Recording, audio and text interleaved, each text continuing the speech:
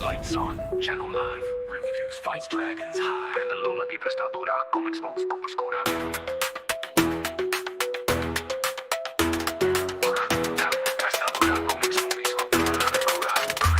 I roll it up loud, pages flip like thunder. Comic book stack, got the heat, no blunder. Breaking down shows, yeah, movies get sliced. Crits on the mic like I'm rolling all dice. Lighting up green while the panels ignite. Superhero smoke, blow clouds in the night.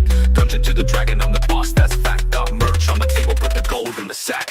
5150, I'm spitting reviews. TV, books, anime, drop all the news. Smash cut, fight scene, blood in the frame.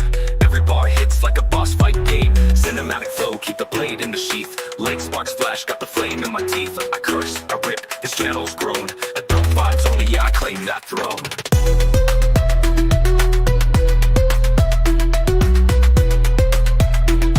Adult vibes only, yeah, I claim that throne. En la mesa, dragones y dados. Crítico fuerte, los golpes son bravos. Humo en el aire, blunt encendido. Cultura mezclada, yo nunca me olvido. Comics y series, yo vendo mi merch. Todo el canal con la vibra de church. Luces brillando, reseñas al 100. El club explotando, lo canto también. Series y libros, reviews con poder. Películas caen, las pongo a perder. Dragones rugiendo, la mesa encendida. Dungeons and Dragons, me cambio la vida. Back to the fight, old school, new flame. Anime clash while I'm calling the game. Weed smoke rise and the neon is lit. Review every saga, I'm dropping that hit. Sword to the fist and the fist to the mic. Light up the channel, we ride every night. Adult in the booth, yeah, curse what I choose. I don't play safe, I break all the rules. Roll the dice, like the blood hit the stage. Críticos locos soltando la rage. Coming to the movie reviews on fire. El club encendido, subiendo más higher. Light it up, and the low. Brandon never dies, vámonos. Vámonos.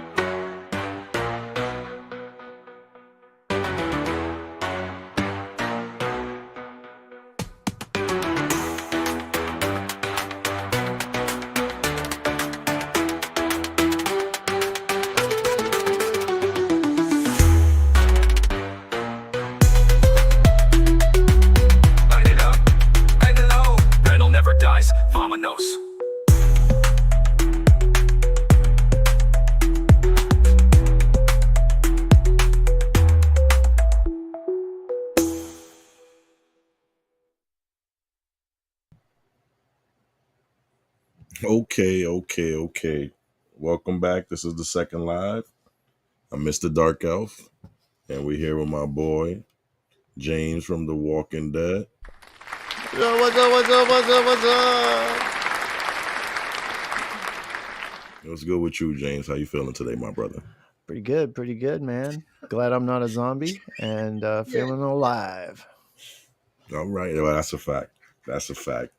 We about to wrap up this Marvel Zombie jump off today. We got Brian from Shook Earth coming a little later, and Darce'lph is going to be coming a little later too, but we can start it up. So what did you think of the episodes first and foremost? Yeah, overall I liked it. I think I didn't know a lot of the deep lore of some of the characters, some of the new characters and stuff, so I don't know if that would have affected me, as far as some of my judgment, but I actually enjoyed it. It's something I could just kind of sit back and enjoy, even if some of it was like, what, a little crazy. But overall, I like the whole series. Yeah, all the way to the end. The end is crazy. That's something I was going to ask you what you thought about, and maybe you'll get to it and don't want to say it so soon about the ending. Like how they use Scarlet Witch and that kind of thing. Yeah. We'll get to that. But all right. Well, let's start with episode 2. So we already know that the episode, as far as we know, the world is all zombified. We know from the What If that we got Spider-Man, Scott Lang, the head in the jar, floating around somewhere. We know Black Panther took one for the team, so to speak.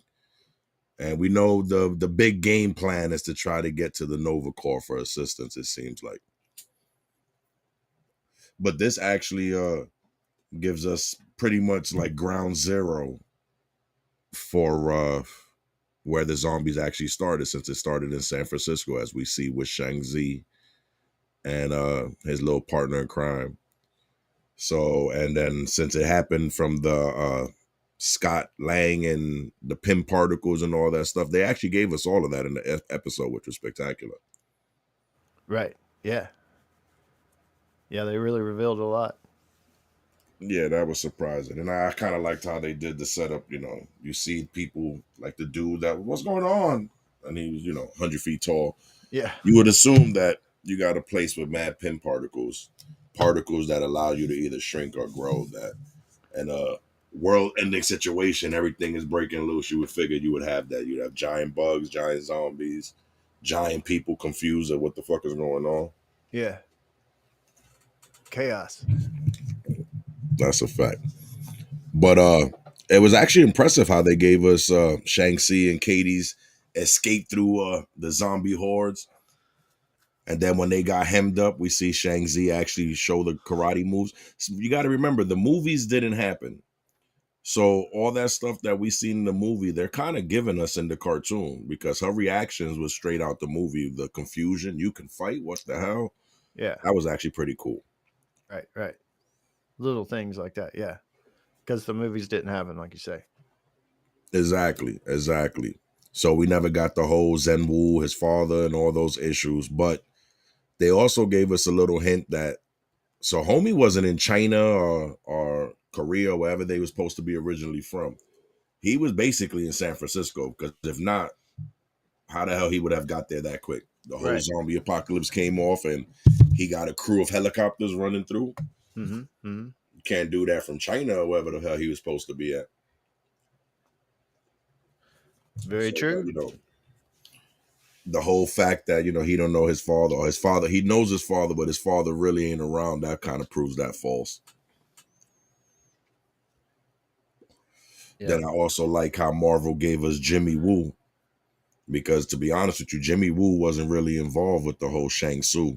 I guess they just figured he was Asian, so we're gonna throw them Yeah. together. I don't know. Throw him in there. But it was hilarious. He still was doing the magic that we seen from the movies that he was practicing from the Ant-Man movie when he was charged with keeping track of Scott Lang. Right. Yeah, it's funny. He's a funny character. That's a fact. What's up, Scarlett and Amy and Dana over in the chat? Yeah, let's look How at the you chat. guys? How you Look at the guys? chat.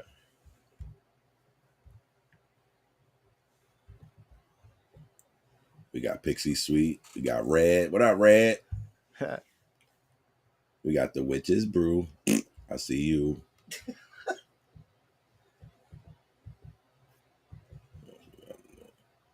What you doing, Scarlett? You dancing over there with the little? She twerking in the chat.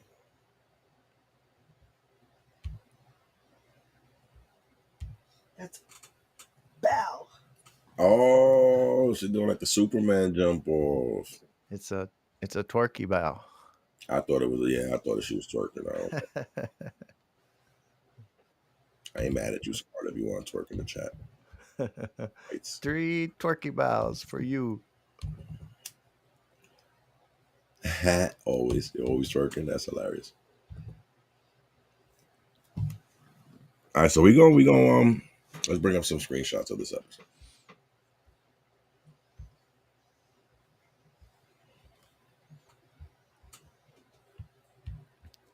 So, did you enjoy the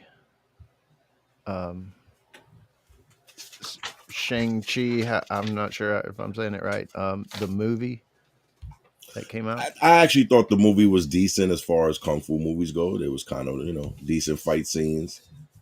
As far as the storyline, it was kind of touch and go. But most of Marvel's movies is touch and go as far as the story go. Right. They don't tend to show too much like how the comics would have followed it. Right. But overall, the fight scenes was good. The characters was good. It gave us new experiences. They brought in the 10 rings in a whole different way because in the comic books, the 10 rings ain't armbands. 10 rings is actually it looked like a big 80s DJ dude or something. He got mad rings on his finger. Right. So Yeah, I that's actually like that little upgrade. the Marvel universe is so big, like especially when I was younger, reading and trying to buy comics and stuff. Like my parents never bought them for me, so anything I got, I pretty much had to get myself. And so I didn't get every issue. I wasn't subscribed. It was just here and there. and I just never got into the Rings story. So when the movie came out, I thought, okay, this is my intro into it, and it just didn't grab me real big time. But one of the things I am looking forward to is the Secret Wars and how they're going to change that. You know, how is that going to be? How much different is that going to be than the comic? So So you that's actually something. follow the Secret War comics? Yeah, yeah, yeah. At that point, That's actually impressive. Wait, which Secret Wars? The the more first one. recent one? No, the The first one. original Secret Wars? Secret. I got the comics and everything. Nice, nice. I actually think Marvel, the MCU, is going to follow the more recent Secret And that's Wars, what the I'm one thinking. Yeah, yeah, when because Doom is God, so to speak. there's no in the first one there was the Beyonder. He was called the Beyonder. Correct, Um, which is a cosmic being very similar to Galactus yep, or and something almost of that. yeah, even like a god. Like you, I mean, he's pretty much could do anything. Um, but that story is pretty crazy if it played out. Especially, I know they won't do the story, but at the ending of that, his whole ambition was to become human and to feel something. Well, that's what it was. It was and entertainment. Like and he was they destroying people for and they entertainment. knew, the superheroes, even Captain America knew, well, the only way that we can get rid of this dude is when he pops out of that machine and he's a human baby. That's when we need to Yes. take him, and they did. So it's kind of dark, in the end. What made me laugh about that whole series is the fact that okay, so the Beyonder brought a whole bunch of people to what he called it, Battle World, I believe. So he brought a whole bunch of different villains, heroes, different people all together. Yet instead of working together to try to figure out what the fuck is going on, clearly something was stronger than all of you people that was brought here. The fact that they was able to bring all you people to this place, and yet, the usual setup: villains Yeah, got together and yeah, was they being separated. assholes. Yeah, they The separated, you and know what I'm saying? The good guys was getting together, and they kind of show Captain America kind of like, yo, wait, y'all guys should y'all villains, y'all gonna do y'all, we gonna do us. That didn't make no sense to me. right, right, Kind of like they played right into the Beyonder's hands. right. Yeah, But now the difference with, I don't know if you followed the newer Secret Wars, the difference with that is basically, yeah, while we still have a battle world, Doom is God. yeah, yeah. Basically, Doom is God. And I think that's where And they're going in the I think in they the will, movies. and I don't know if that Secret Wars is my favorite. I'm kind of attached to the first one, but Doom is my favorite character in the Marvel universe. Always has been, I believe that. and As far it's as I know, I can see you liking Doom because you it's either Doom or Reed Richards. I would have seen nah. because you're more scientific than Reed. or I some never mythical liked shit. Reed for some reason. The whole Fantastic Really? Four, for some reason, I just didn't get it. Like Doom was the best part of it. Like screw all those other characters. Doom. I mean, he just his original intro in the comics.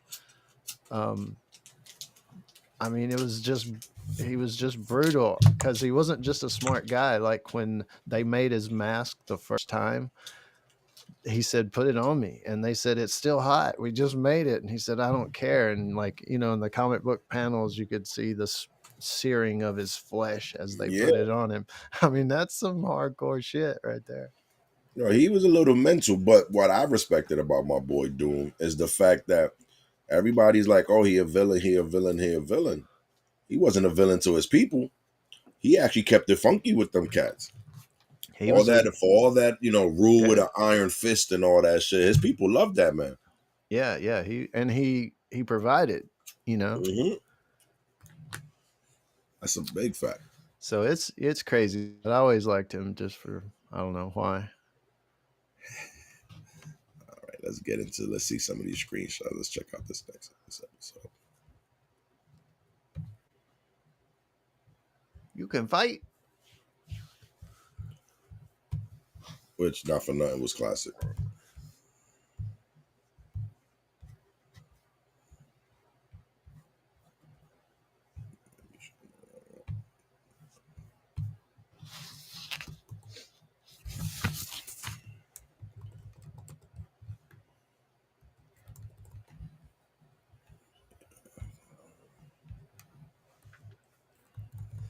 But It's chaos in the streets. Zombie That's a fact. apocalypse. This is basically when it's first jumping off, and not for nothing. In a major city like that, I kind of think that that's kind of how it would kind of start off. They would spaz out, and the world would go to shit. You see the police van in the background, all slammed over. Shang-Chi's already doing his running, trying to stay ahead, keeping them right. And we see the zombies proceeding to rip into. That looked like a cop right there. I think he's ripping into. Looks like a cop. So I guess, having the gun and being Mr. Officer, he probably tried to shoot him in the chest, I feel. Yeah, right. People are still in the I don't fully understand this state. Exactly. We seen that in Walking Dead for a little bit. Yeah. How many bullets was wasted before they realized, a headshot would work way better. Yep. And this is when we see the pin that's a bird snatching up a big ass ant. Imagine seeing that though.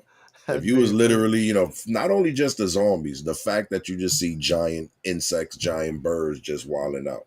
Yeah. I guess if I lived in a universe where I already knew there were superheroes and supervillains and stuff, maybe not, but it would be freaky. Yeah, I think that would bug me out. That would bug me out more than the fucking zombies. My fat ass probably get bit right there. While I'm sitting there looking at that shit, I get ripped up. What the fuck is that? Now they chasing them and shit like that. That's just you. Where do you go?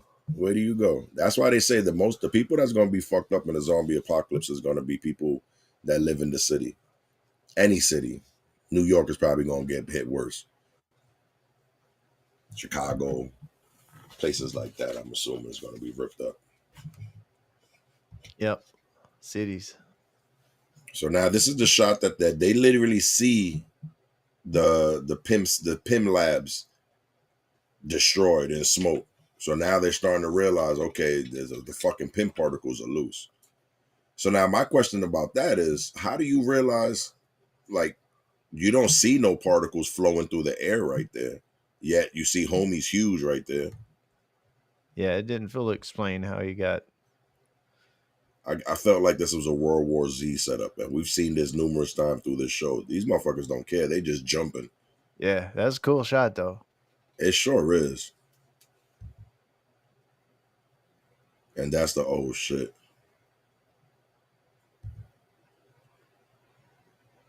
This is what I'm saying. Like, what do you do?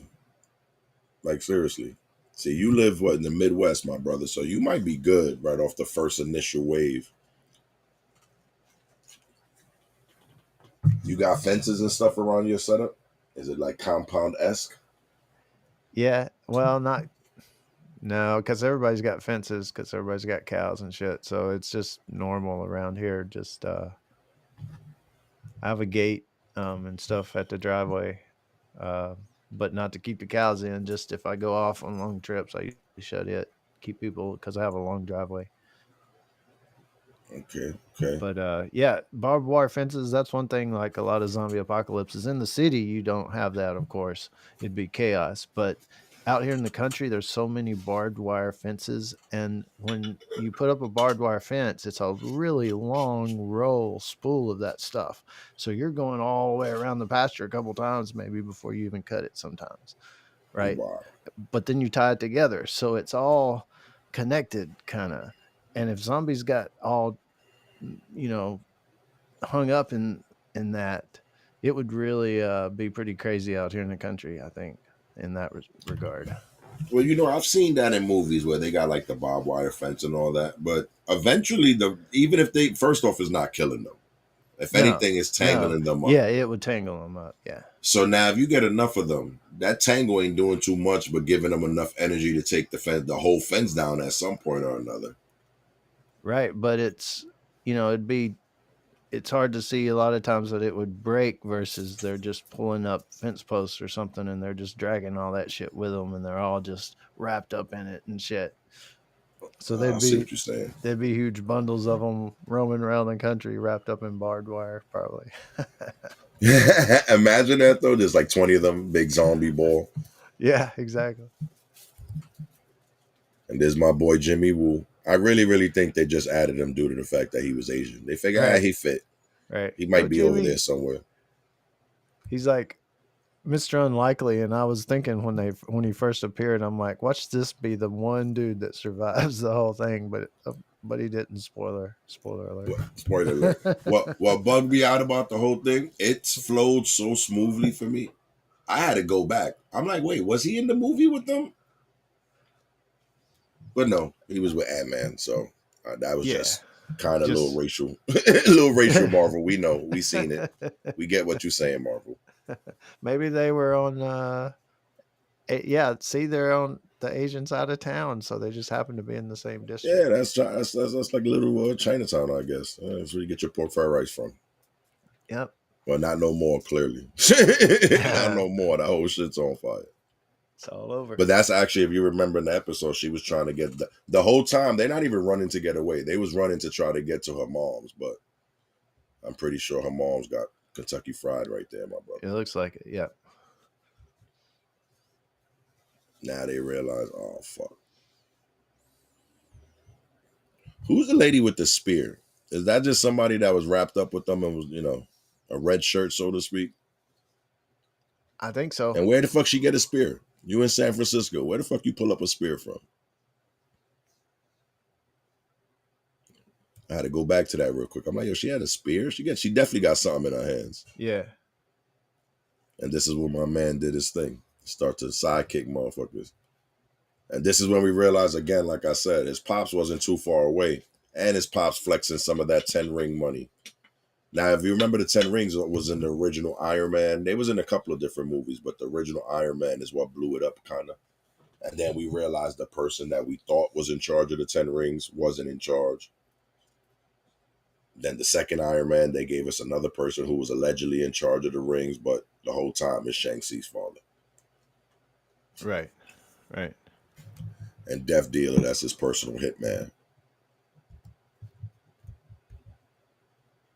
But they sure as hell lit up the street. Did we ever seen that in Walking Dead?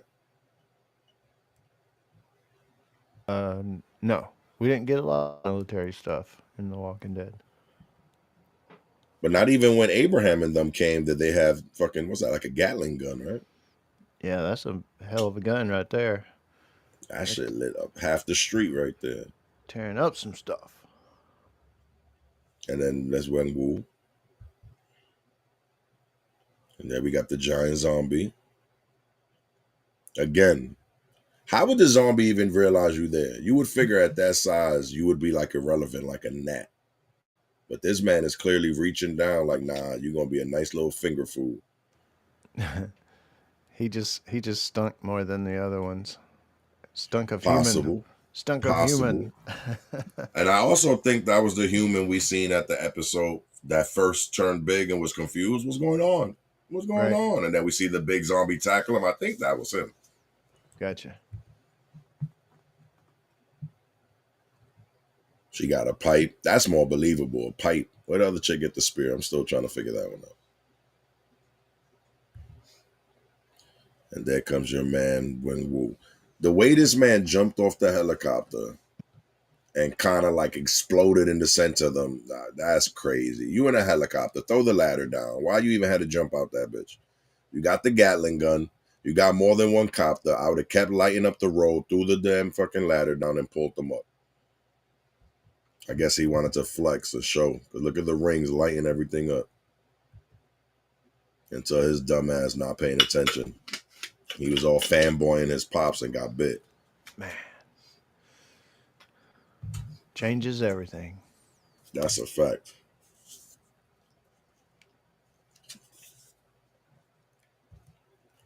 Not for nothing though. Everybody else that got bit kind of instantly turned. We actually seen this shit kind of crawl up his arm, which gave his pops enough time to fling the rings. Right. Save him. Save his son. Sacrifice himself. Now, instead of everything they went through to try to fix shit, I kind of felt like they should have been paying a little more attention to the rings. The rings was able to control this man's zombie virus. It was officially 9 rings after this point, though, because one ring was officially stuck on his elbow, and it was always glowing. But the shit literally stopped the zombie virus right there. I bet you Herschel wish he had them shits. Right. He might Yeah. not have to have lost the leg. Or my man Bobby Q. No, Bobby Q. Where he got bit at originally, it wasn't the leg, right? Yeah, it was probably the chest, I think. Yeah, something like that. The stomach or something, I think. Yeah.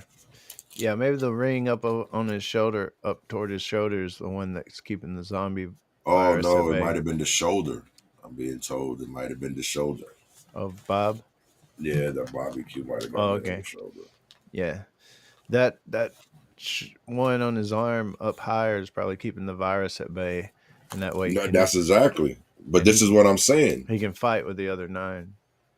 Yeah. Yes, yes, yes. But Yeah. this is what I'm saying. If it's able to keep the virus, it literally stopped the virus in its track and still gave him control. It wasn't like a situation from like Evil Dead and the hand was choking him out and trying to kill him. He had control over it. And I forgot the movie. Is there an origin of those rings, or what's the power Well, we source, first or started seeing those rings in the Shang-Chi movie. Because like I said, what they're saying those rings is in the comic books, the 10 rings were magical rings, and each one did had a different power. Like one would shoot fireballs, one had electricity, one had magnetism and shit. Like each of them would have a what? different power. Right. But it was a regular finger ring. Like in Endgame and those movies, they described the Infinity Stones when the universe was created. These stones were created, or whatever, so it gave it an origin. Do the rings have anything Well, the like that? Like rings where they come from? allegedly ancient China, dragons and all that. The movie kind of touched on all that accurately as far as where they came from. I guess they didn't like the fact that they were finger rings, so they made it these bands. Gotcha. I actually think that's a better upgrade because the finger rings I thought was stupid. Like I said, it was Right. like the Asian dude that was mixed with an '80s rapper. He had a ring on every finger. Right. Right. Yeah. The So bands are this I cool. thought was way cooler. Yeah, way cooler. But again, the use that they're used is different because the rings themselves, they like shoot the rings out and shit like that, which we seen him do numerous times.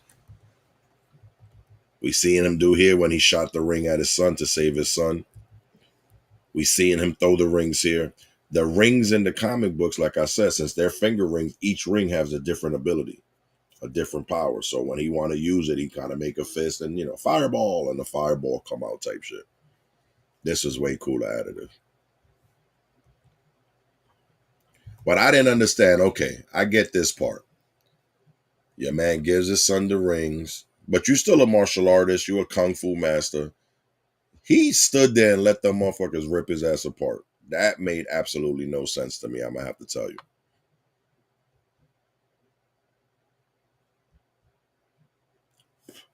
My man, Death Dealer, knew the deal.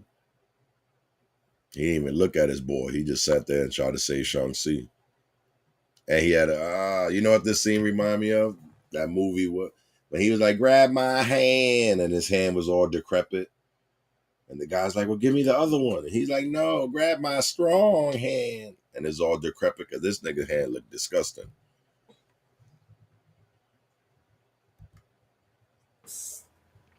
Scary movie. Scary movie. There we go. Grab my hand. That's what I felt right there in that scene. I'd have been like, he would have fell because I would have pulled my hand back. He would have died. Hmm. Is where we see my boy getting ripped apart. And then we get the jump. So now this basically tells us the world went from starting off to fucking Mad Max in 5 years, which is crazy. Now, you being the zombie expert, my brother, do you think that's what's going to happen if it happened?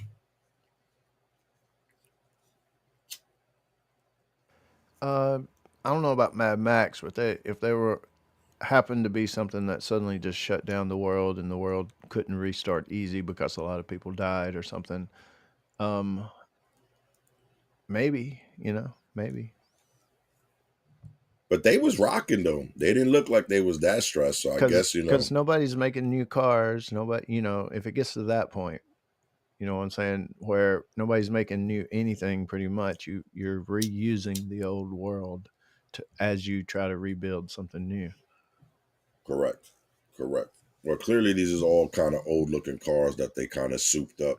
Yeah, yeah. So I mean, that part is kind of true. Whether it's Mad Max looking, I don't know. Especially with the biker stuff here, I don't know. Some people think that people would do that. I don't think people would wear bones and bikes, but maybe they would. Well, the funny part is these are the fucking scrolls, and they they would They were already immune here. to the virus, right? Well, yes, that's the first thing. In the comic books, also, it seemed like it was just a human or a human s based thing. But what bugs it out is we have the show with Samuel L. Jackson that said they're already here. So you would assume if there's a bunch of them already here, and the world went to shit, why you looking like a human? It make no difference now. It's like fuck all that. So that part I understood.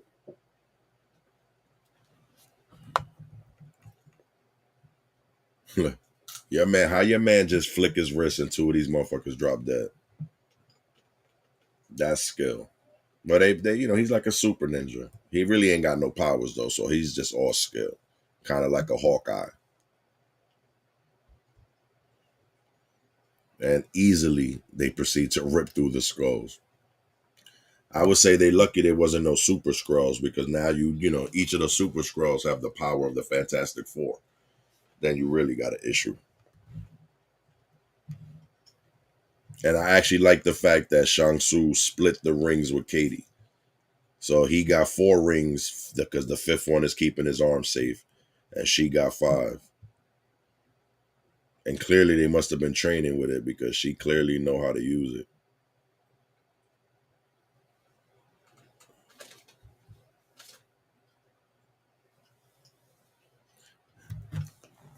I actually found this fucking hilarious. They just took out a gang. They've been surviving for 5 years, and now they're trying to join another little colony. And who the colony is ran by is hilarious. So we got Shang Tsung, we got badass Jimmy Woo, Death Dealer, we got Katie, we got a couple other knuckleheads that's rolling with them. I consider those all as red shirts, and as we find out later, they clearly was. Rings gleaming. And then we meet up with the other side, Kamala, Red Guardian. And due to the fact that we seen Shang-Chi's arm, they spaz out thinking that he's a zombie. They about to get it in. Actually, I don't know who would have won this fight. They both got some pretty badass people on each side. But I do know Jimmy Woo probably would have died first. Yeah, I'm pretty sure Woo would have won first.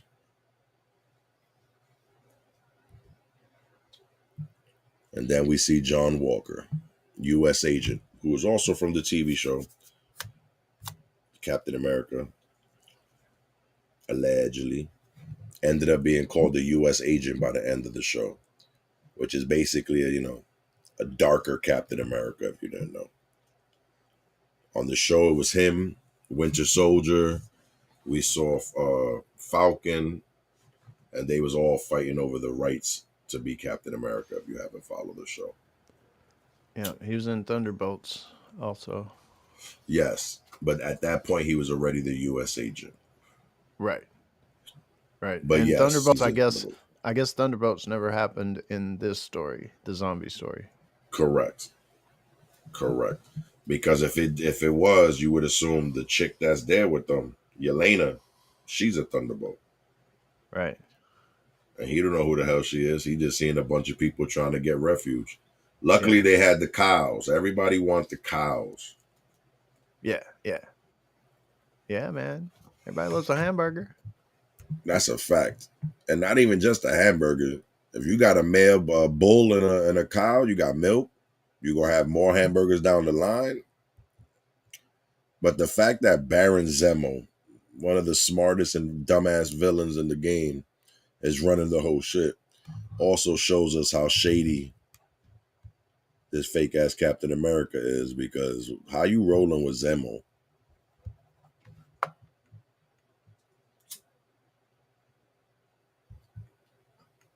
But they get on, and the only reason it seems that they get on is because being the dude he is, Zemo's like, no, no, no, let the heroes on.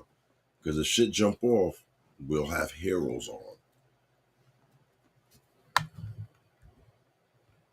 And they proceed to go on the raft.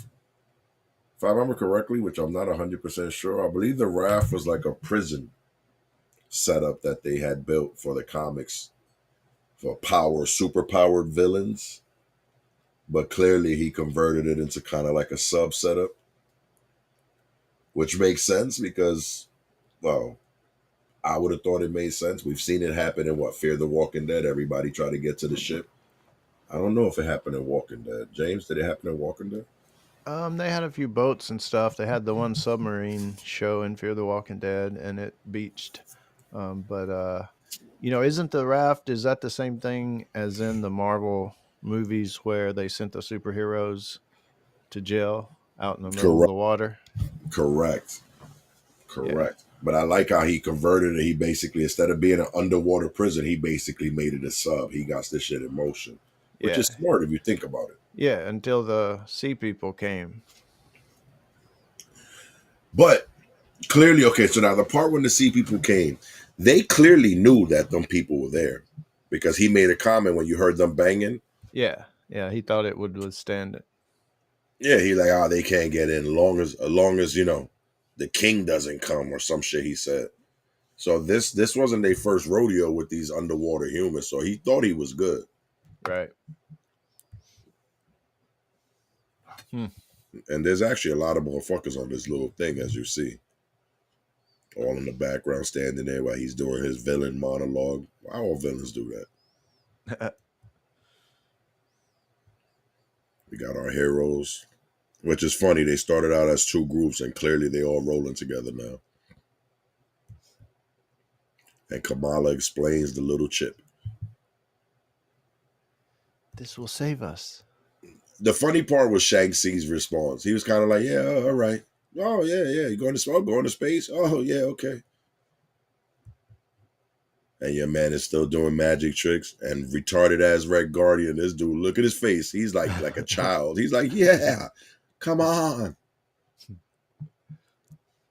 I wonder if that was his personality before the serum, or if that was some kind of part of the serum that to make You know him what? The like more I that. see it, I think that was his personality. Right.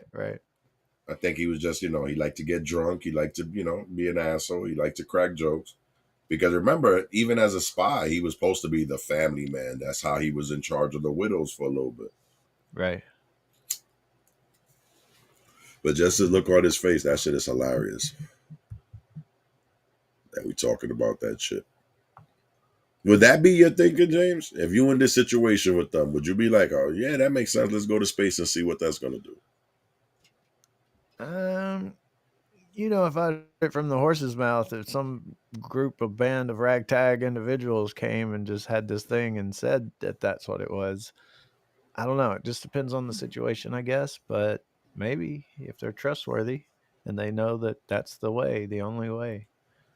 Yeah, but I don't know. I would think of all the shit because while the Infinity Wars didn't happen, other stuff has happened. Iron Man's, the Thors, what I'm saying? All that stuff actually took place. So and Civil War, all these movies took place, and ain't nobody from space come down and help them. Why would I think now is going to be the time that happens? Well, maybe they weren't signaled to come, and that is what they're saying. This is an actual SOS. I guess. I don't think my mind would have went that way. I'd have been like, well, you know what? Let's keep that as a backup. Then I would have saw your man's hand, and I'd have been like, what's up with those rings? What's up with those rings? How those work? Yeah. Magic, you say? What kind of magic is that? What spell is that? Can I get one of those? How much for Yeah, one of you those feel me? rings? But you feel what I'm saying though? Now, what happened if you put it on your neck? Would it heal your whole body? You know what I'm saying? I would be thinking like that. Yeah. There's just not enough rings to go around to everybody. Nah, definitely not. Definitely not. But there's less than 10 of them, so at least the inner crew. Don't worry, James. If I had 10 rings, I'd give you one, brother. I wouldn't let you zombify, James. Man, and I guess the way it worked on that dude's arm, like he's a zombie up to that point, and if he ever takes it off, or like he can't even take it off or anything, right? Where it Nah, that's says, a permanent attachment there. If yeah, he take that shit off, it's game over, I'm pretty sure. Especially the way they emphasize, like they made the camera look at his hand as it was crawling up his hand, and then the ring stopped it. So the way they emphasize that, I'm pretty sure yeah, if that ring moves, it's game over. right.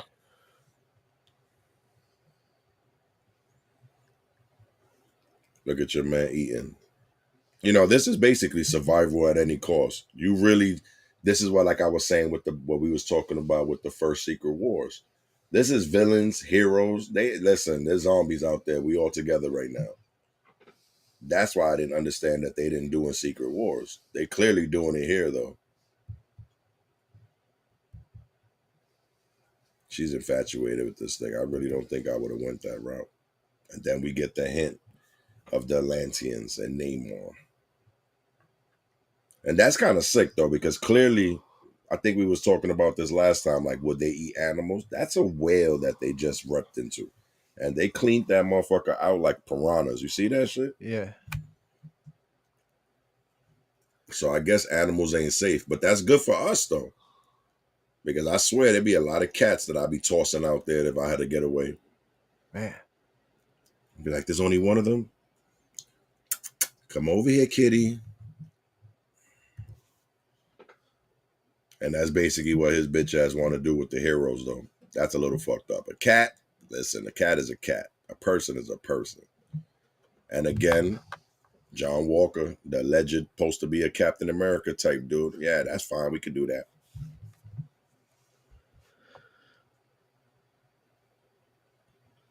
Okay, them shits is like roaches.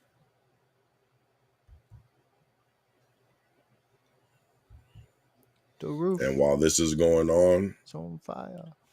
We see the Akuya and them coming through. And I call them the Wanda Bees. Yep.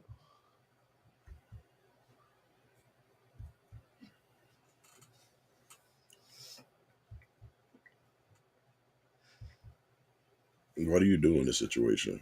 I don't know, man. I'd say retro, scadio, and That's haul a ass, fact, though. and haul ass. I'd say good luck, guys. See you later. That's a fact. It's time to go. All right, damn. That's when you start looking through the crew that you with. Why the fuck I didn't get no stronger heroes? Why the fuck there ain't no stronger heroes with me? Fucking Red Guardian. Fucking guys drunk. Black Widows. Yeah, y'all can fight, but y'all ain't got no power. You know what I'm saying? Then we got young ass Kamala who barely know how to use her shit. And then weirdo ass Blade Knight.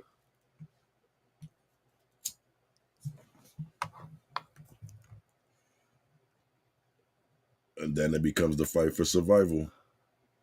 But again, those rings is fire.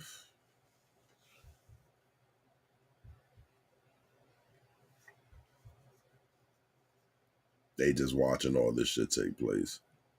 And then Namor. Now, mind you, why do you think Namor was chewing on that your man teeth look like that? None of the other zombies have teeth like that. Maybe it's just part of his mutation.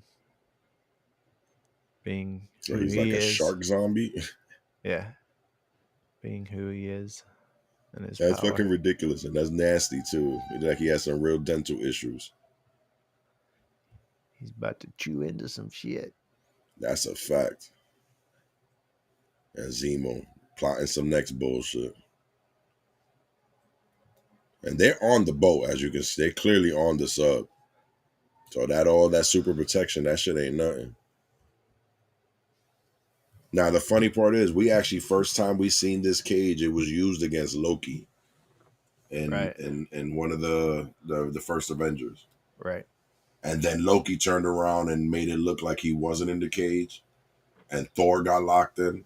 Yeah. The shit was built for him. Yeah, exactly.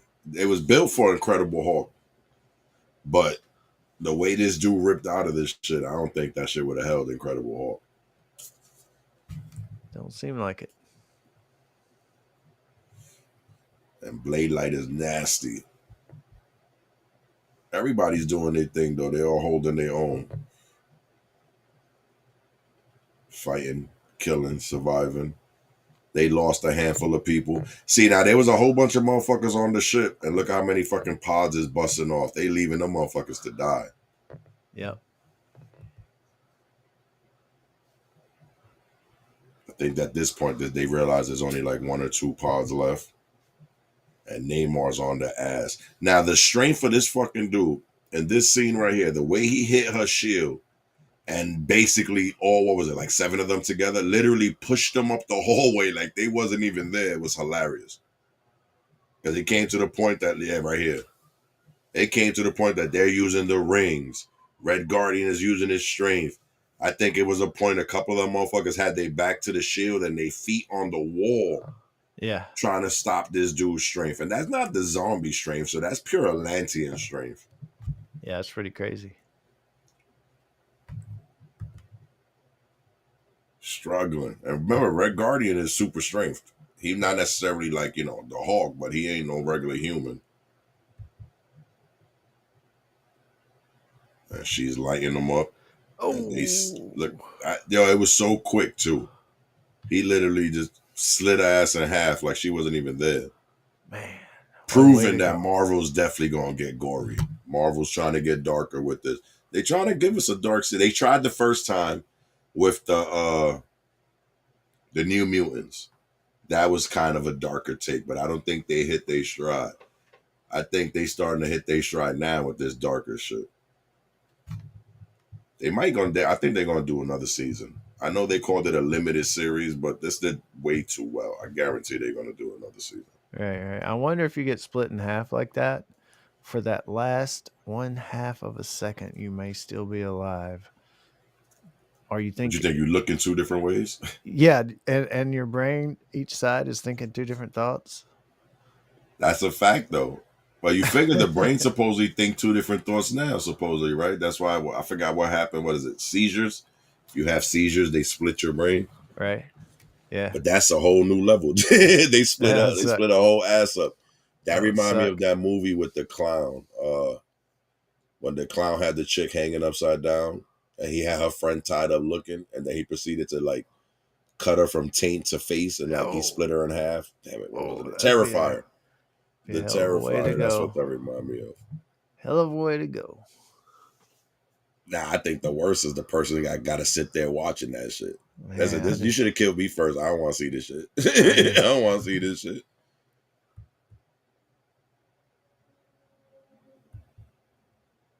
And he's just fucking them up, though. That's what's crazy. Yeah. The zombie thing must have gave him a little extra on top of what he already had, and he was just creaming them.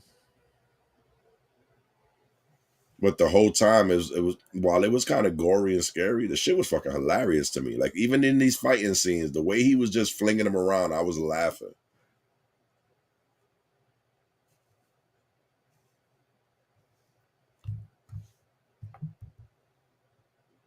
Well, another one bite the dust. Again, proven red shirts. And this one, Kamala's standing right there. So Kamala, what you doing, Kamala?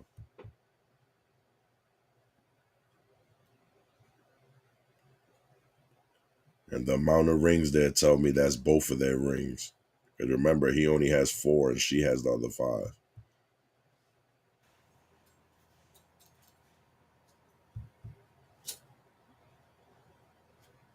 And another one is down. This was actually hilarious because this man is allegedly Captain America. This man wanted to be Captain America. And this man was cut in half, basically like Captain America Zombie was. And they showed his guts. Look at his entrails just hanging there. That's so grody. That's spectacular. That's what that is. That's hilarious. And she's still with this shit. That's because she realized, she assumed that he's coming for that.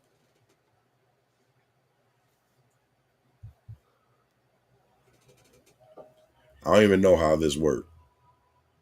As strong as this dude is, and as fast as this dude was, you figure he would have just sidestepped a punch and ripped her ass in half like he was doing to everybody else. This motherfucker actually sat there and bit her fist. And then gave everybody enough time to actually jump on his back. At which point she used her power to explode his head like a zit.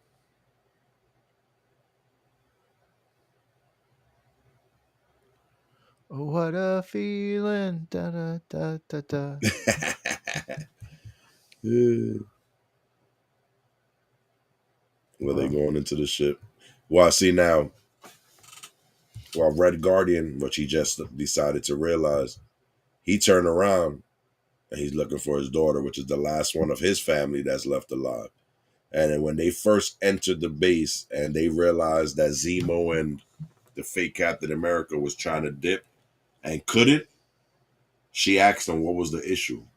And he said it had to be rebooted from the base. So while they was doing all this fighting and trying to stay alive, she actually spied her way from them to the access point to let them go. And that shit broke his heart. So they actually gave us a little tearjerker. What And you thought about that scene? I thought it mirrored how it really happened in the movies. She sacrificed herself for others, you know, kind of Which is thing. crazy. She's supposed to be evil. She's supposed to be a little bit of an asshole. And she's done it numerous times. Oh wait, that was Elena. Sorry. There for a second, I was confusing her with her sister. Oh yeah, no. Well, she actually did it too. Because if you remember in the Thunderbolts, like you mentioned, which hasn't happened here, she actually walked into The the smoke to darkness. face Yeah. that dude. Yeah, Yeah. while everybody Yeah. else was running from that shit. Right. Right. But I thought it mirrored her sister's death. Is what I meant. A Yeah. little bit as far as sacrificing herself, and that's just runs in the family. I think you could say, kind of thing.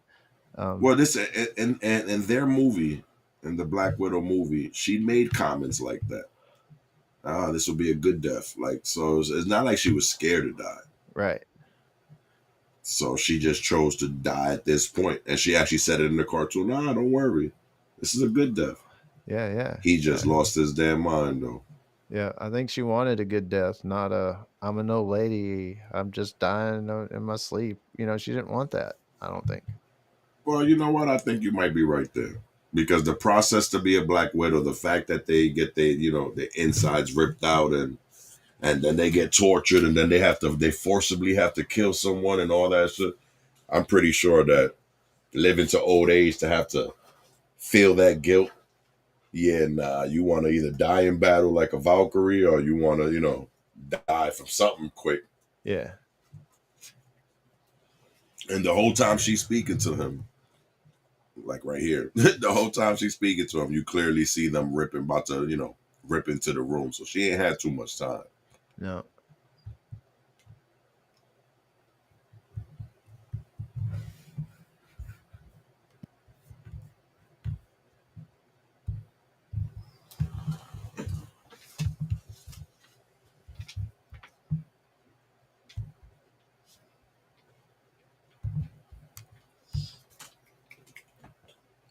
Yeah, so I'm gonna get It was let me get the sad. It screenshot. was sad. She died. I So like what was your Elena. favorite part?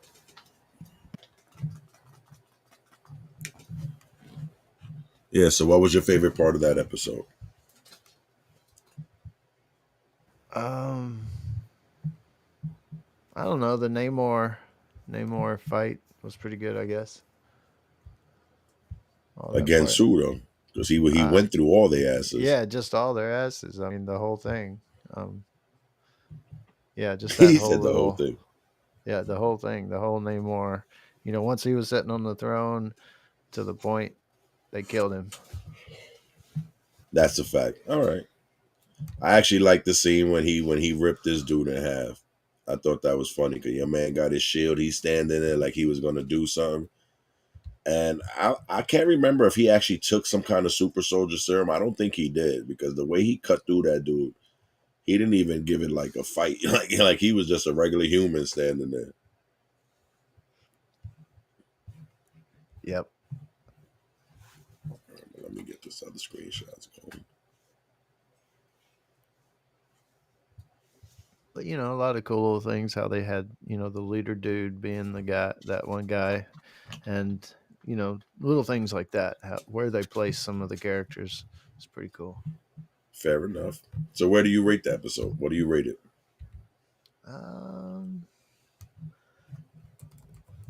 I mean, I'll probably give all the episodes about the same, around a 7.5 or 8, and overall the series, like a 8.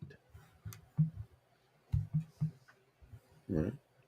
I would probably say I enjoyed the situation with the comics and how close it kind of was. I enjoyed that they gave us the movies that you figure we would have missed without actually giving us the movies. So I enjoyed that also. So I would probably give it an 8.5. Solid 8.5. It's not opening up. If I had to pick a favorite episode, it'd probably be 4 because of the final battle stuff.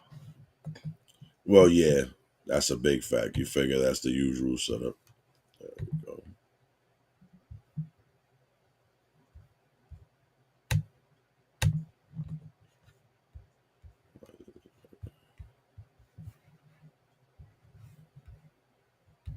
But going into the next episode, they actually started to bring it together. They actually started to connect it to the Marvel What If.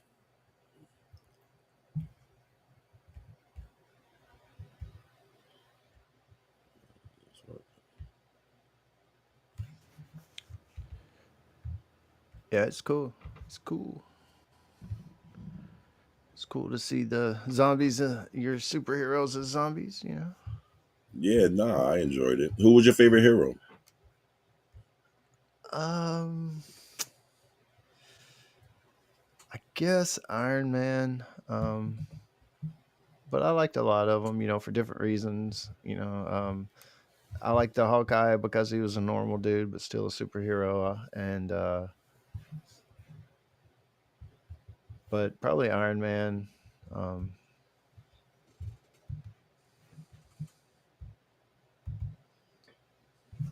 I'm probably gonna go with, in this episode, I'm probably gonna lean towards Kamala because she actually was the one that took out Namor, which clearly nobody else was able to take out, sadly. Right.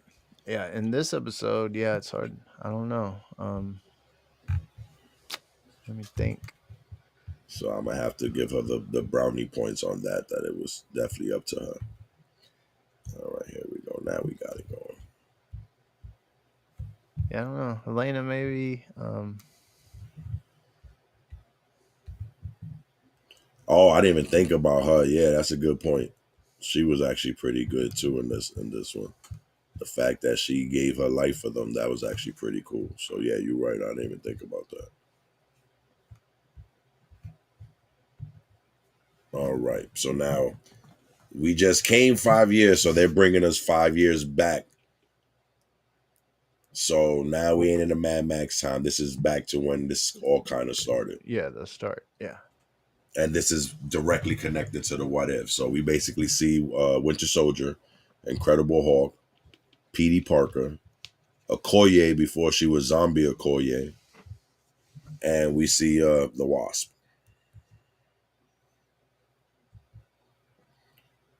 When they come across Vision, Vision rips out his piece, and the last thing we know is Incredible Hulk was taking on Scarlet.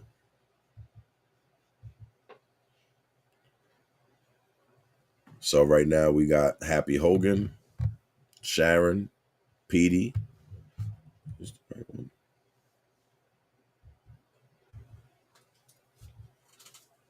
All right, so we were at Thanos. They fight Thanos. All right, hold on. I don't think this is the right one, actually.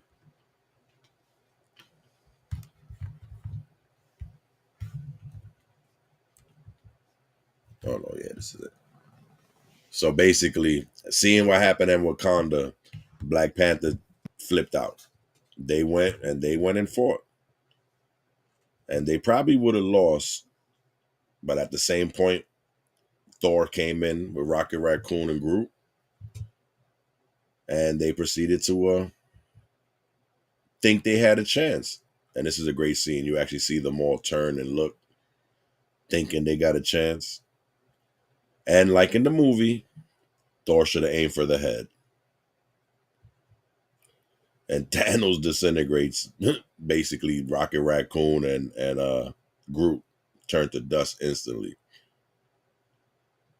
So now, while all this is going on, Spider-Man is explaining that yes, while Thanos, zombie Thanos, is damn near all powerful, because he's a zombie, his brain. So this is like also what we was talking about last time. His brain doesn't work the same. So they actually have a slight advantage, even though he's all powerful. Because if this wasn't zombie Thanos, they would have been dust already.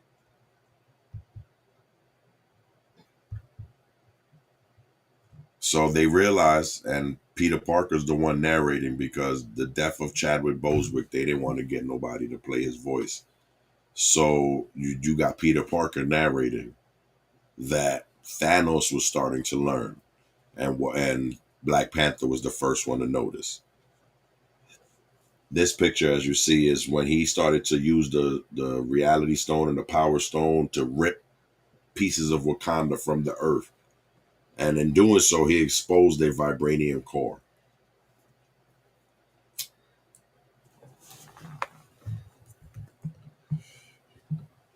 Actually, I like this scene. What you thought about this scene? You hear the Wakanda, the Black Panther Wakanda music playing in the background. Yeah, it was good. It's cool to see zombie Thanos and how it played out here. Now, what's funny, if you didn't know from the comic books, actually Black Panther did get his leg ripped into. And he was almost offended when somebody was like, all right, brother, sit down. We got this. You can't really fight. And clearly he's hopping around. And remember, his leg is gone. And he's hopping around like if he got two good legs. He's pretty powerful. And right before the scene, did you notice that his suit lit up blue when Thanos punched him with the Power Stone? Or maybe.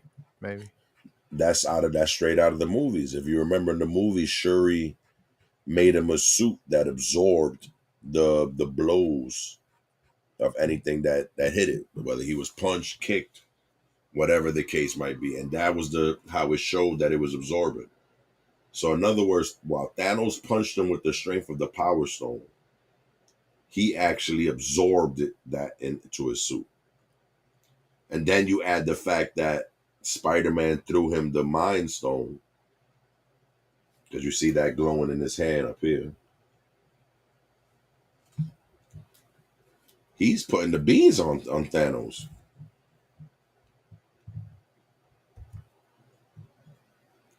But all that shit was for naught.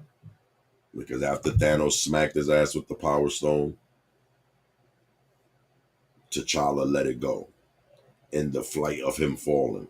Trying to grab it back, Thanos blinked that shit right into his hand. And now Thanos basically has all the Infinity Stones. And in a last-ditch effort to save everybody, as you see his suit glowing again, he takes all that residual energy from that ass whipping Thanos was giving him. And this was actually another sad scene, because he kind of looked like the cartoon showed him looking at Peter Parker type of thing. Mm-hmm. And that's when Parker's like, under his breath, I could have sworn I heard him say Wakanda forever. Right. Like if it was going to be the last time. Right. And this man rushed Thanos and jumped into the vat of vibranium with Thanos. I was hyped. I ain't even gonna lie to you, man. Now, this is all that's left out of that crew. So the original crew that we seen earlier was, you remember, Winter Soldier, Agent 15, Hulk. There was a whole little crew. And now it's just Parker and Scott Lang, the head.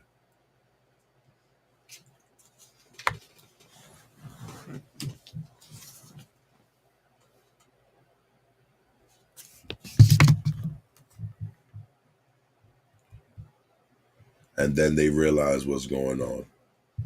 So the last wizards of Kamar-Taj got them together to try to make a last-ditch effort to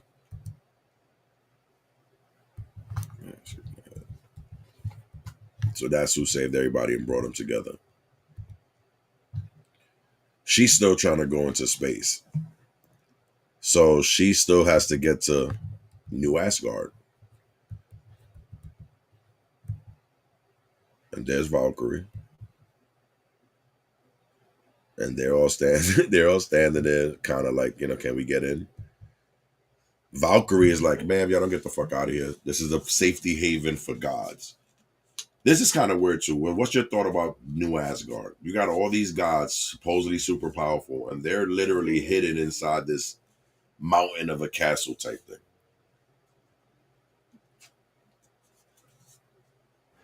That's just what gods do, I reckon.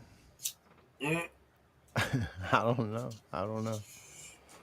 Yeah, that's just what gods do. But it's like, okay, so if God's power is off of worship, their world is done, and they just decide to hole up and party. Yeah, look that way. That's a fact, though. Well, clearly they must have been that. We also seen that, if you remember, in Thor, the God Butcher, with the last Thor we had. That's what they was all doing too, if you remember. When this dude was walking around killing gods, instead of trying to do something to stop it like Thor wanted to do, they was all holed up and having what was it, an orgy, if you remember. I don't know if you've seen that Thor. Maybe. Which one was it? I think that was Love and Thunder. Oh yeah. I did see that one. Yeah. It's pretty crazy. So she was about to turn them away. She basically threatened to kill them. And Blade Knight steps up, and Khonshu shows himself. And clearly they know each other because Valkyrie made a joke, "You old bird-faced bastard, what you doing?" And allows them all entrance. The best scene is when Blade turned around. "You're welcome." Nobody thanked his ass, but you're welcome anyway. So as they walking in, they hear the music, they hear the revelry. All of Asgard is partying up a storm. And they notice Thor in the corner, kind of sulking. This was also like the movie when we saw Thor all fucked up. Was it right? Was it Guardians of the Galaxy? I think like that. And Thor was all in his feelings. He just came from his movie where Hulk and all them busted his ass. His sister beat his ass. His eye was missing.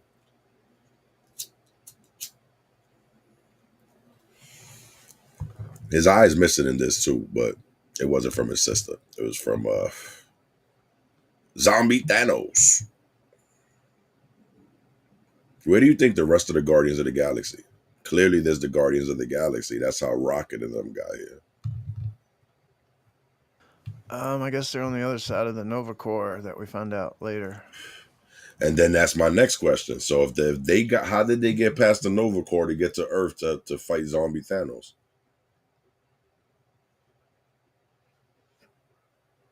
I think Marvel left some questions unanswered. Thor can do that because of the way he can space around, but the other guys can't because they're just in a spaceship or something.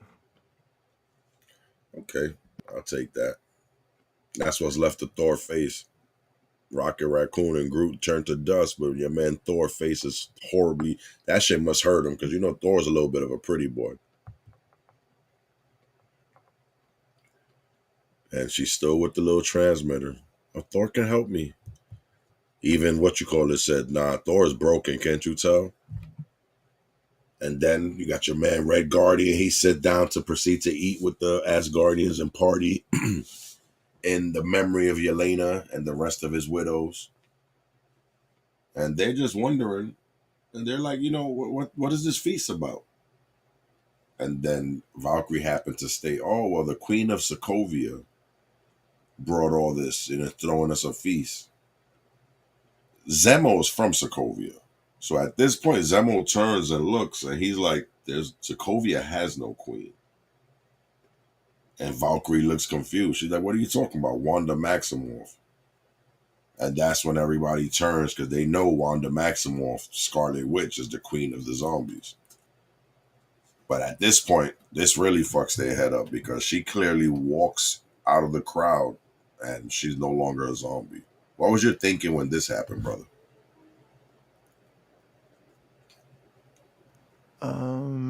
I mean, I just knew she was doing her magic. I mean, unless it was going to tell us something different, but I just figured, you know, So she didn't get you. She didn't get me neither.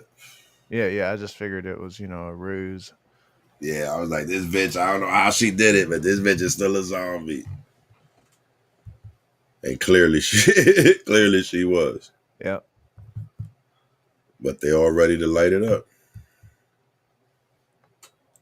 Now, okay, and this scene right here, you think Blade knew what was going on? You Yeah, think Khonshu told him? something by that point. Yeah, because he clearly knocked it out of his hand. And then my next question is, why he didn't do that shit for Red Guardian? I don't know if he knew at that point. Ah, so you think somehow along the way, Khonshu might have been like, yo, don't eat that shit. Yeah, something might have triggered him at that point. His eyes are glowing, so clearly he's seeing something. It's almost like he got ghost vision from D&D.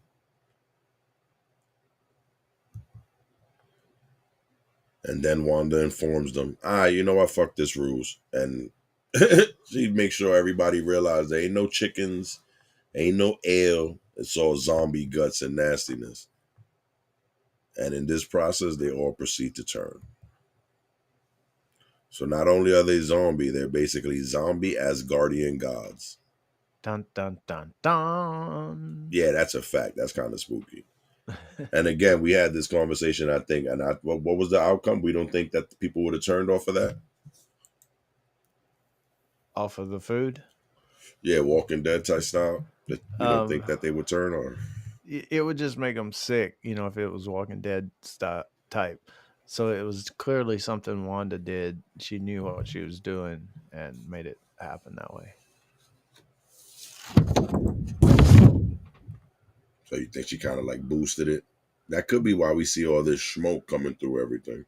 Yeah, That's clearly essence of her power. Yeah, she knew what she was doing. I ain't gonna hold you though. If I walked up in there and I was hungry, that shit do what those Red Lobster biscuits? She got Red Lobster biscuits in Asgard. Yeah, if you're hungry, you're hungry, Until you see it switch. Oh, snap. What is that? Zombie eyes? The Red Lobster biscuits are eyes now? Yeah, it looks like eyeballs. And you got zombie brains, zombie fingers.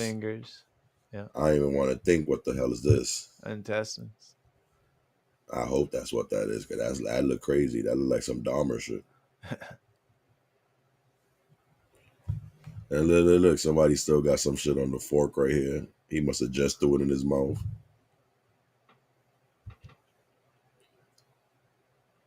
See, I would have fucked her up. I might have still turned, but I would have rushed her ass right before I turned, just from the disgust. Look at all their face. They're like,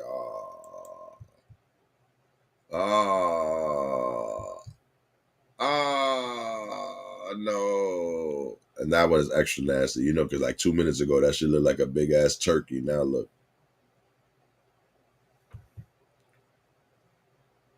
And you gotta respect Valkyrie. The disrespect, she tried to attack her, she just ain't strong enough. Wanda didn't even flinch or even turn her head towards this bitch. But then we see the true form.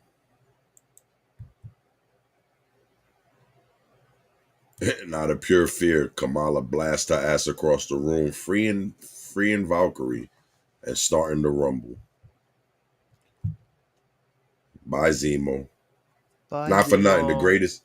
The greatest was the comment he said before he died. He's like, I fucking hate you people. I swear to God, I wish I ain't never meet none of you. And look, boom, rip this shit apart. Well, that was due, because clearly he ain't no fighter. He's the brains of the joint. Yeah. And then we almost see Jimmy Woo get ripped apart. But my man Death Dealer came in. And for about 10 seconds, I thought he had it, because he was kicking their ass for a minute. And then the dude kind of grabbed him and slammed this motherfucker so hard he just splattered. Bye, Jimmy. Bye, And the next one is Jimmy Woo. And I feel like he got it the roughest. I've seen a Yeah, lot of man. zombie hordes attack people. You ever seen them rip people apart like this? A few, but Jimmy sure got it. And I like how they made sure to leave his head good. You got a leg, you got a torso, but the man head is clearly Jimmy Woo.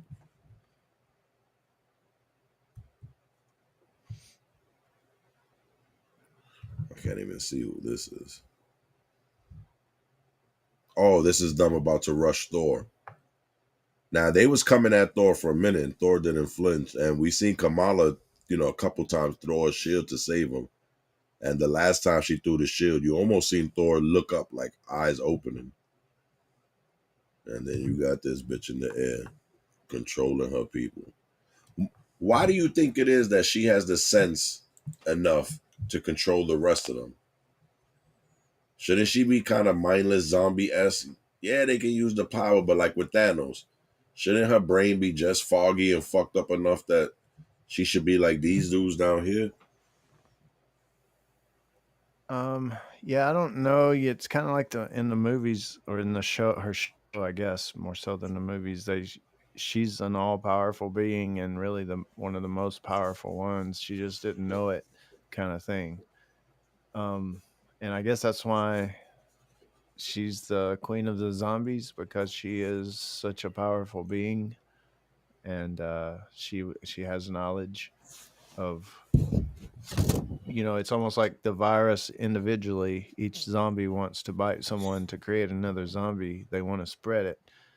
The virus in her says, as a whole, I want to spread across the universe. Is that what you think her end game is? If the virus is in control, if that's what we're calling it, virus, whatever it is from the quantum realm that is causing this, seems to make the person, whether they got superpowers or not, want to spread it further, whatever. So it found a leader in her and her powers. So I think if it is in control, like it seems to be with all the other beings, that's the initiative, not something personal to her or anything. She is kind of mindless in that sense, but spread the virus across the universe.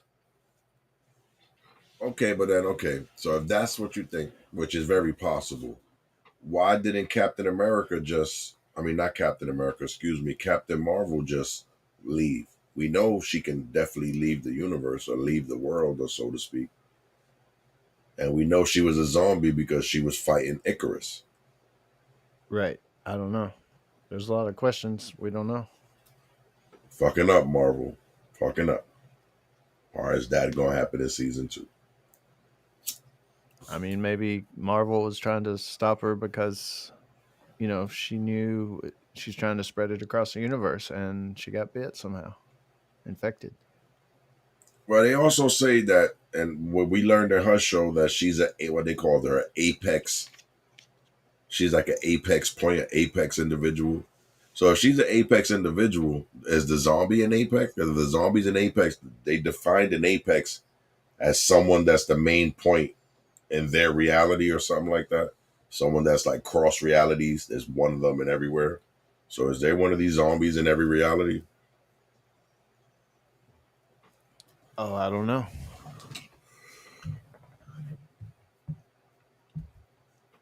Good And question. again, they just falling like flies, like roaches off the floor. World War Z. Greatest scene ever. Oh, I ate so many fingers. And he thought he was eating chickens? What do you do in that situation, James? And you realize that it wasn't no chicken, you was eating some zombie fingers. I don't know. What can you do? What can you do? You finish eating it, fuck it. No, I'd probably throw up first, but He said, nah, I'll probably throw up. but I would probably still turn, I guess. I don't know. But Yeah, if that's gonna be an accurate statement, then yeah, you definitely would. That shit broke Kamala though. Because that's the, actually, I think that was the last person from her original crew, right? Maybe. I know she got down to pretty much just her Yeah, I at the think that's the end. last person from her original crew, the people she started it with. Remember, she was with Yolona. Yeah. She was with him. Originally she was with her two best friends. What was it? Riri and K Bishop. Then they got murked off. Yeah. Is Blade still She with her at this point? Yes, Blade and Dumb is if you remember, they before he turned, she was the only one dragging him to the ship. And before he turned, Blade and them ran in the ship. It's almost like Blade knew he didn't even try to help. It's almost like he was like, "All right, fuck y'all." And then you see the gold in the background. That's them using the rings. So Right. they was clearly using the rings. They were trying to help, and he turned on them. That's why she just kind of froze during it.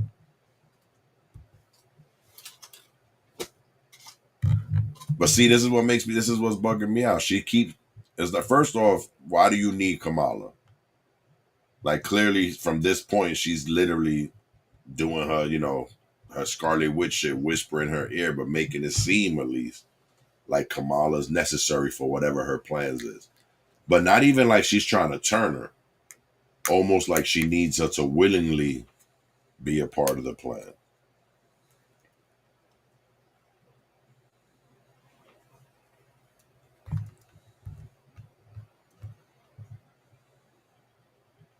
And this was a great scene. They're trying to get in Valkyrie's ship. They're trying to fly away. And Scarlet Witch literally pulls them back with her power. It's pretty And crazy. right before you figure they was wrapped up, Thor snapped out of his stupor. The last time we seen this dude, he was about to get mauled by like 1,000 zombies. So clearly he's stronger than the rest of the Asgardians. Right. And, Right. and because he was in his little stupor, he clearly didn't eat or drink none of the shit that Scarlet Witch brought.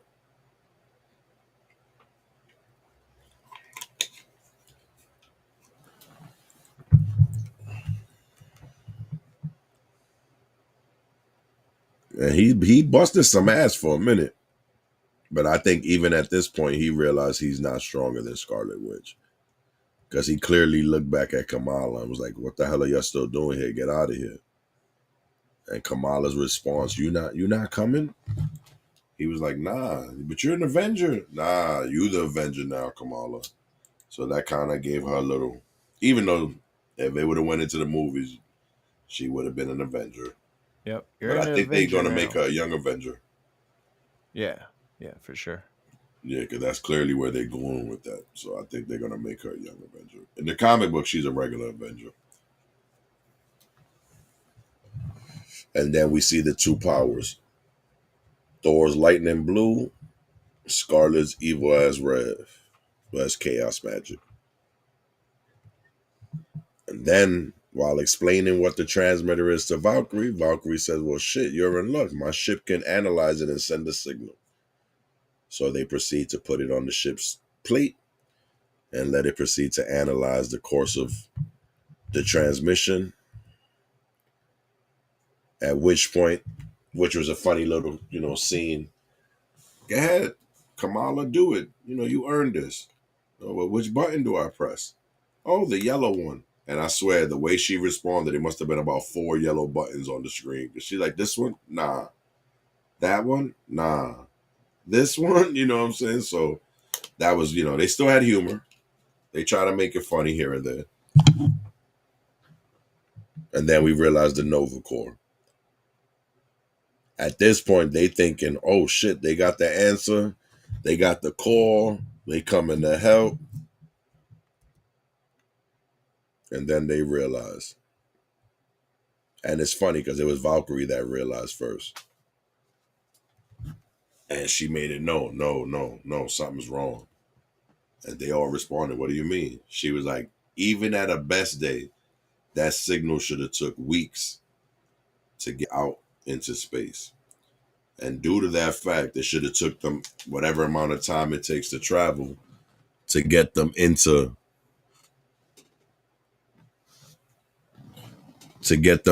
the into the area to be able to help. So that I actually found kind of amusing that she picked it up quick, that it was battle time, and they literally proceeded to attack. Yeah, they were quarantining the Earth. What do you do in that situation, brother? Would Ain't you much even you can think that do. that's what they would? Well, yeah, I guess that's true. But would you even think that that's what they would do? They're supposed to be the Nova Corps is supposed to be like space cops, and that's the well. You know what? Yeah, I guess that would be the case. Yeah, if they Yeah, I didn't have think a way that's to fix it, containment is the next thing until they can figure out how to fix it. yeah, yeah, exactly. Because I think I've seen a couple zombie movies that was their response. All right, lock them in. Anybody get out, shoot their ass. Yeah, yeah, Or at the worst case, kill everybody. yep. Containment or eradication. So that I guess that do make sense. I wouldn't want to be on that side of it though. I ain't even gonna lie to you. But I guess it does make sense.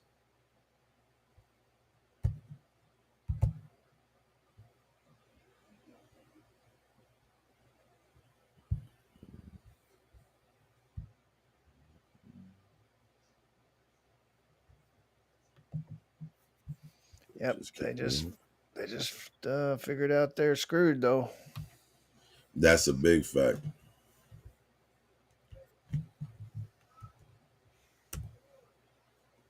Now, Conchu, he's like calm as fuck through the whole time. You see the two, Katie and Shang Su, hugging like they about to die, and he's just chilling.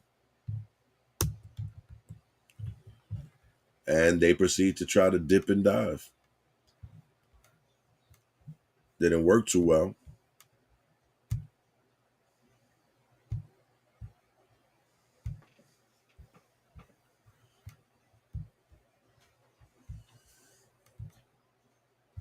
So, what do you rate that episode? What was your favorite part first? Let's go there. What was your favorite part of that episode? Yeah, I don't know. It's a lot of it, it had humor and stuff in it, so a lot of little parts like that and stuff. But I guess the cafeteria fight, uh, whenever the food started kicking in and Scarlet Witch showed up and everybody started turning and the fight started and all that jazz. Okay, I enjoyed that episode too. I actually thought my favorite part probably I would have to lean towards uh your man Zemo getting his shit ripped out. The fact that he just looked like I can't believe this bullshit. I can't believe I even dealt with y'all. Had me weak. I ain't even gonna hold you. I'm like, look at this shit. If I would rate it though, I would probably give this one again. They've been consecutively like 8.5s. They haven't none of them. I haven't seen a bad one yet. What you think this was? Yeah, another 7.5 or 8. That's probably what I give all of them. Because they were all right, not too bad of a watch. They weren't long, and it was just a decent little story. All right, so we're about to get into the fourth one. I'm just opening up the file for that. What do you at this point? What did you think was gonna happen into four? You think they was gonna just because remember the last thing we seen is a Nova Corps getting in their ass. Right. It looked like the only option was to go back down to Earth, find some more heroes if they could, and try to fight best they could, or stay on the run, survive, another 5 years or whatever. Well, what heroes? Again, I asked this last time. So now we're a little deeper into it. What heroes you think are still alive? I don't know. That's it could be anybody. I have no idea because it kind of you would think Captain America or some of those would be, but they were some of the first to go. So it's like I don't even know. And I guess Scarlet Witch at this point has come out of her shell and is controlling the zombies with a mission to try to get Captain not Captain or Miss Marvel, whatever her name is, Kamala. Because I guess we're asking about it earlier. Her bracelet or whatever it is she's got, I think the Scarlet Witch needed it to focus her powers or something. So something about what she has, Scarlet Witch needs. So as soon as they return to Earth, Scarlet Witch is going to try to get it and get the Infinity Stones. So, I mean, the battle's on, I guess. That's pretty much what they did. Had to go down to face that anyway. Um, That's a big fact. Not much else they can do. That's a big fact. At this point, I was kind of like, yeah, I don't know if they're gonna win now. I was kind of hopeful when they was leading me towards the Nova Corps. I was like, you know what, they might be able to pull this shit off. That's very plausible. I don't think that too much. I don't think that too much after going into the episode. It's not open.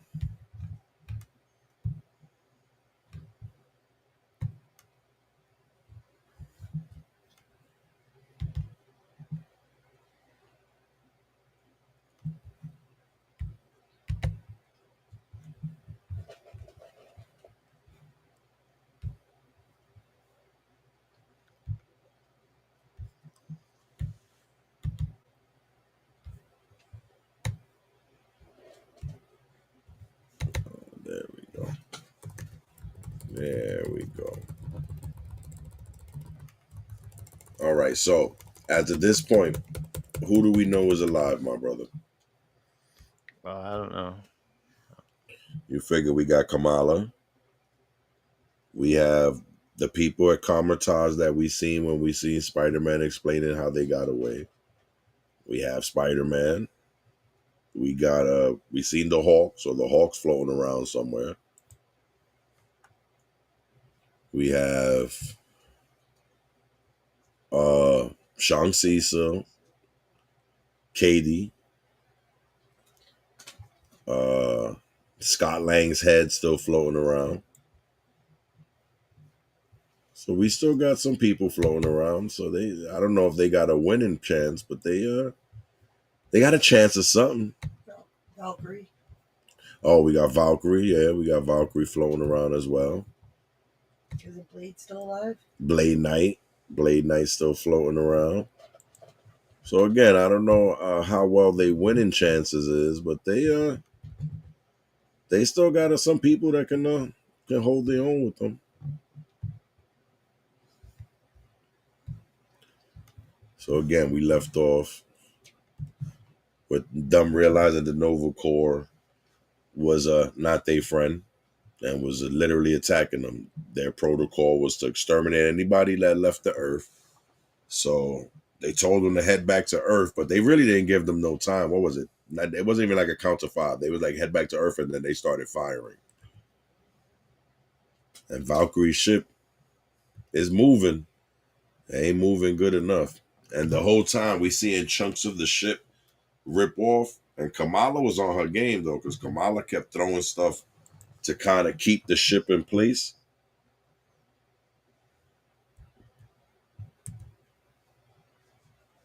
But it eventually became too much. So literally the ship was destroyed and Kamala was holding everything together, which Valkyrie makes that comment. Look at that smile. Look at you saving everybody's life. But it was hilarious because 2 seconds later, shit is cracking. Everybody's bugging out. The next statement, Valkyrie, do you think this is considered dying in battle? What do you think, James? Would that be considered dying in battle? I would say yeah. I would definitely say yeah. All of it was from the original fight. I would say this is like if they still fighting Scarlet Witch. They ain't never escaped shit.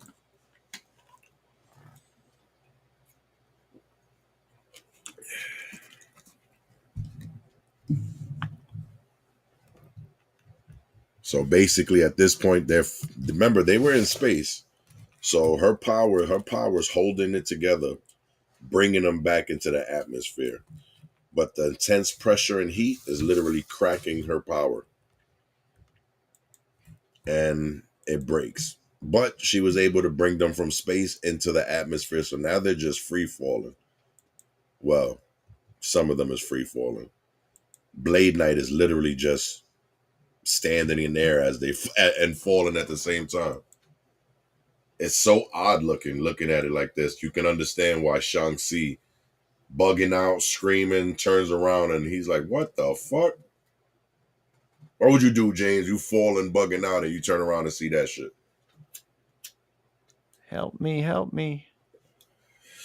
Well, he really not helping himself, but it's like clearly he got some kind of future, like some future ability, because clearly he knows what's about to happen. Because shortly after this scene, literally while Shang-Chi is looking at him, you see him fall through a portal. And then seconds later, Shang-Chi falls through the portal. And it brings all of them one by one. The fucked up part is what they did to Kamala. They let her ass damn near fall all the way to the ground before they opened up her portal. But it brought them all to this hidden place for Kamar-Taj where they was all together still hidden. And like usual, Kamala fanboys over Peter Parker. I kind of probably would too, though. I ain't even gonna hold you. And we see the remaining wizards. I think there's only like 5 or 6 of them left. And they explain what's truly going on. They explain that when Black Panther destroyed Thanos, it caused an eruption with the Infinity Gems. Somehow, well, which I find unbelievable because the comics make them seem like they're basically indestructible. So to turn around and say that the vibranium core somehow destroyed them is odd to me. But that's what they're going with, so I'm going to run with it. And it released the infinity energy, which we seen in that explosion, that while it was exploding, we seen literally Peter Parker and Scott Lang's head fly in to try to get away from it. And they would have died if it, again, wasn't for the Wizards of Kamar-Taj. So that tells me the Wizards was watching everybody at some point, or at least looking for people that were still alive. So realizing what was going on with the infinity power being released in such a violent way, they chose to volunteer. Well, he volunteered himself, they said, the Incredible Hulk. If you remember from the Infinity War when he snapped his fingers, he really wasn't that damaged compared to, for example, when Iron Man did it and died, because somehow the Infinity Gems is tied into gamma radiation or gamma, something with the gamma gene, which he has in him with the Hulk. So because of that, they sent him out to kind of absorb the power and anchor it so it wouldn't just randomly run amok and destroy the world. In doing so, they actually effectively created a whole new Incredible Hulk. And I guarantee there's going to be comics dropping soon, and it's the Infinity Hulk. And Wanda wants that infinity power, but she also ain't stupid. She is a zombie, but she ain't a stupid zombie. She clearly knows she don't have enough people, or her by herself. She's not strong enough to take on the Infinity Hawk by herself. So she proceeds to take over the world. See, this goes back to what you said. You was talking about take over the universe. I don't think that was the plan. I don't think it was a hunger doing it. She wanted the infinity power, and she realized she wasn't strong enough to do it alone. That was when they proceeded to build an army. We see her recruit, some of the zombies that were zombies and wasn't under her, like Clint, a Hawkeye. She went to Asgard. She got those people. She literally was building an army just to take on the Hawk. Right. And even with the army, clearly she don't look like, she's still doubtful if she can take them. So explaining all of these to these cats, Kamala's like, all right, well, what do you want from us? And clearly they like, this is going to be the last battle. Because clearly if she gets to the Hawk, the world is done. So they need to be the last line of defense.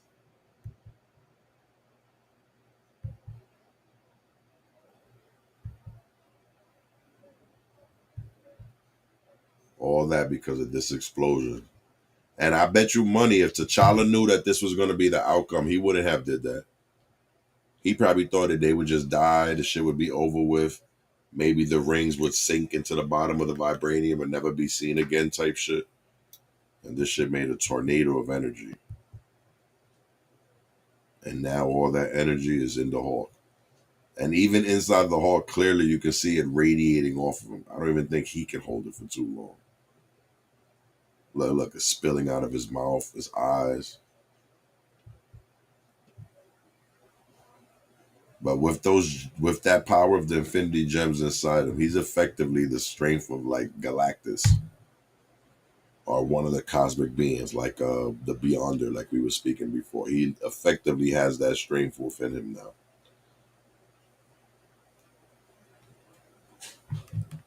So they all agree. Yeah, Kamala still, realizing that her whole plan the whole time was ain't shit. She figured, fuck it, one last battle.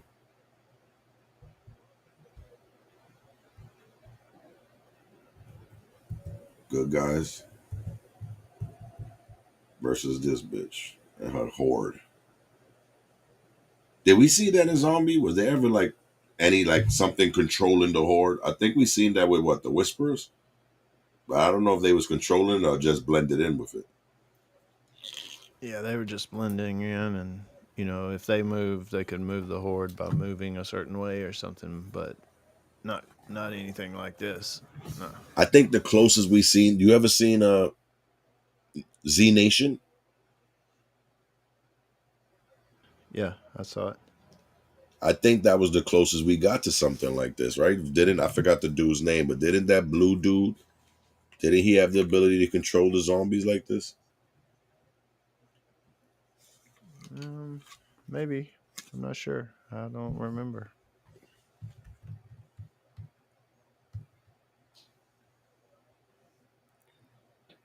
She's saying her prayers, getting ready. Because a lot of people tend to forget she's devout Muslim. Every time she battles, she whispers under her breath Mbala or Desbala or something like that, which I think they said it means, God bless me or God protect me or something like that. It is a real, it is kind of, it's not the same as Infinity War and stuff, but it kind of gives you those vibes of the kind of, when Thanos and army came and everybody came back from the blip and had the big army and they fought each other. Um, so it gives some of the vibes of still an Infinity type war. Um, just as the story, it's almost like things didn't change too much. It still came to a point where there's a big battle. Yes. That's actually what I thought too. I was like, they said that they was originally going to make a movie. That's why if you realize they kind of broke it down into 4 equal parts, Right. half an hour each, it would be a 2-hour movie. So they literally try to give us a movie. So I agree with you. It really felt like if they was giving us the Infinity movie.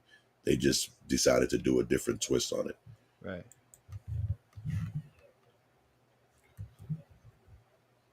I ain't gonna hold you though. Hawk's power on his own was immense.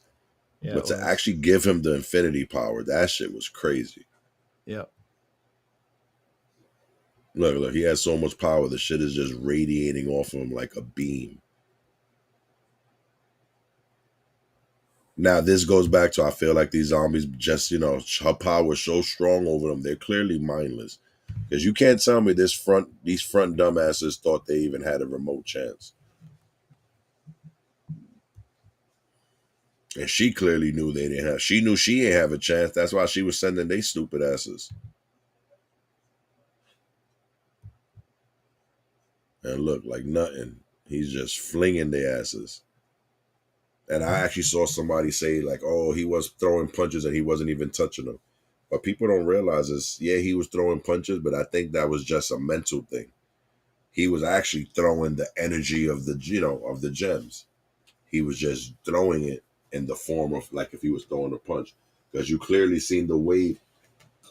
You clearly seen the wave of energy come off of him and smack into them. shit like this bomb here, this explosion, and them just go flying. And for a minute there, I thought clearly even with the army they had no chance. I almost forgot about these motherfuckers. Because literally for about 2 minutes, these three big ass giants just started pounding him. And he was just laid out on the floor just getting pounded. No Yep. diddy. Pounded And his ass, but he and what he did, took him he stood down. up and he stood up and just ripped he ripped this motherfucker head off. He fucked him up. Which I found hilarious. And then she let the Asgardians come. And like in normal zombie fashion, they literally just spill off their ships and rush them. But now, see, this was a little different though, because if you're noticing, their weapons are hurting him. He kind of yells, screams. They actually cutting his skin, which I kind of find odd because he's supposed to be indestructible before the Infinity Gem. So how they cutting his skin?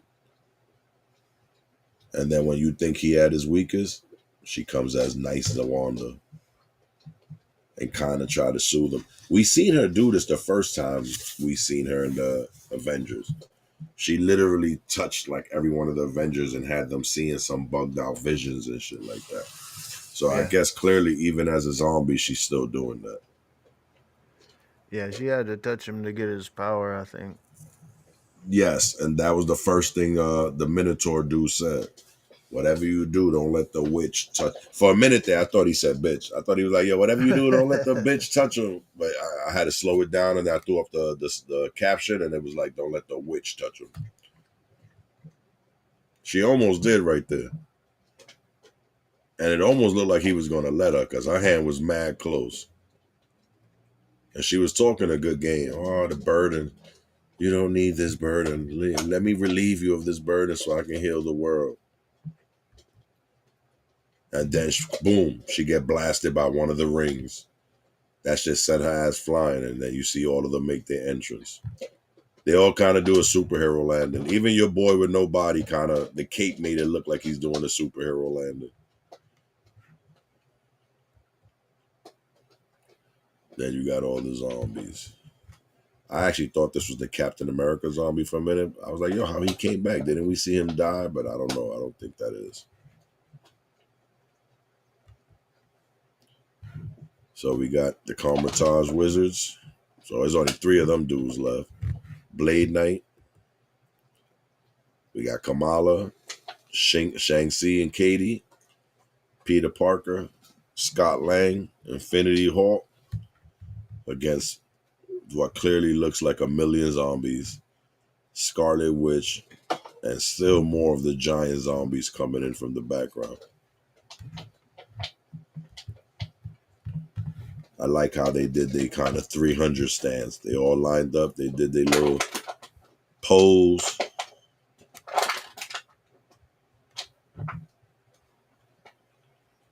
The whole time the Hawk, and you still see the scars glowing on him. While he's healing them, they glowing. So that's what I think she needed. I think she needed to be open and touch him.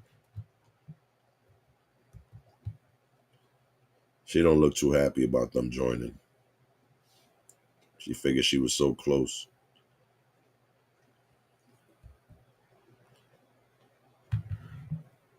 Now, see, I feel like this was a cool thing. One of the wizards did this. He kind of cast a little enchantment spell. Yeah. And these rooms. Does that guy have a name? Or is he just some wizard? No, he actually, I forgot his name. Did I write it down? Yeah, he's a character I didn't know if like I should know him, but or he's just, not, or he's just some random, more of a random. While he's not a rando, he's really not. He's like a background character in Doctor Strange comic books type thing. Gotcha. So while he's actually a character, he's not no Right. one big. But they gave him a good scene here. Yeah, they did. He cast his little runes and blew all their heads up at once. Yeah, that was badass.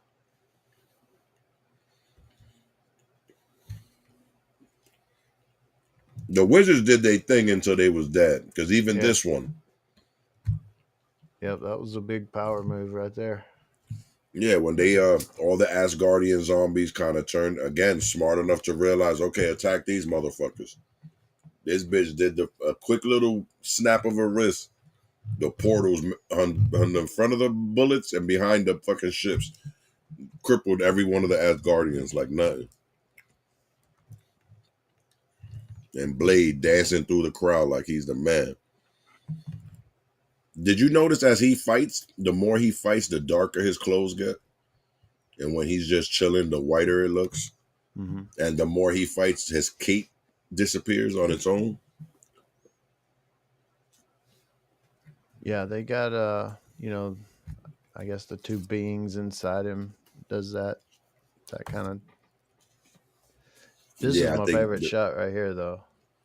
this is a screensaver of all screensavers This right is here. my favorite little piece of the whole 4 episodes. When he was shooting all those webs and then came out through there and it went into slow-mo during that moment. They knew as what he, they was doing. As he jerked the heads off. Oh, They it's knew what just they amazing. was doing. I mean, amazing. They gave each of them a little flow though. Every one of them, because from when the wizard threw the spells that exploded the heads, then we had Kamala. I actually think she opened it up when she threw that blast Yeah. that literally sliced through, half the fucking zombie army. Yeah. This was just Spider-Man ending it all. He was like, wait, I got my turn. And he just ripped all these straight Predator-esque. Look, you still see the spines attached to some of the skulls.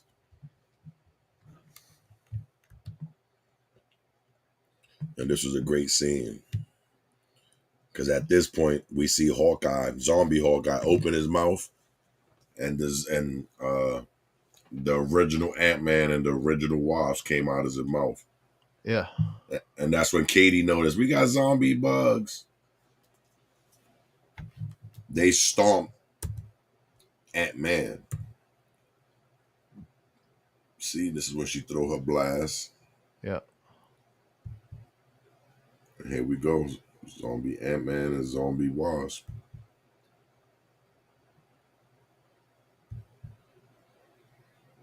Even as little zombies, they look little ants, they look nasty as fuck. And back to how we say some of them have look like some of them have one eye missing.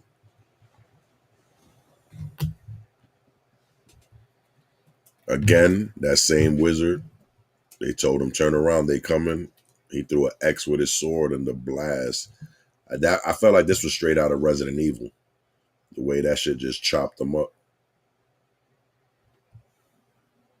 They told Blade turn around, and the slow-mo of him cutting Ant-Man in half was spectacular. Yeah.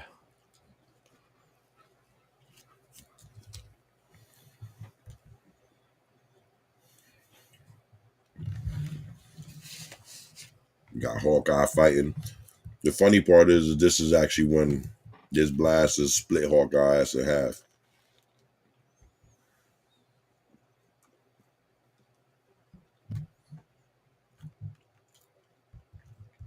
And then Wanda, again, coming at Kamala. I still, even with the series ended, I'm still not too sure what was her whole thing with Kamala. Like, what did she really need Kamala for? She's going for the infinity power. That's clearly stronger than Kamala's power. So what does she need Kamala for? The way she described it to Kamala is that she wanted the infinity power, but she couldn't contain it without something to focus the power. And whatever it is that Kamala has on her arm, I didn't watch that show, so I don't know anything about Kamala or her powers or what's going on.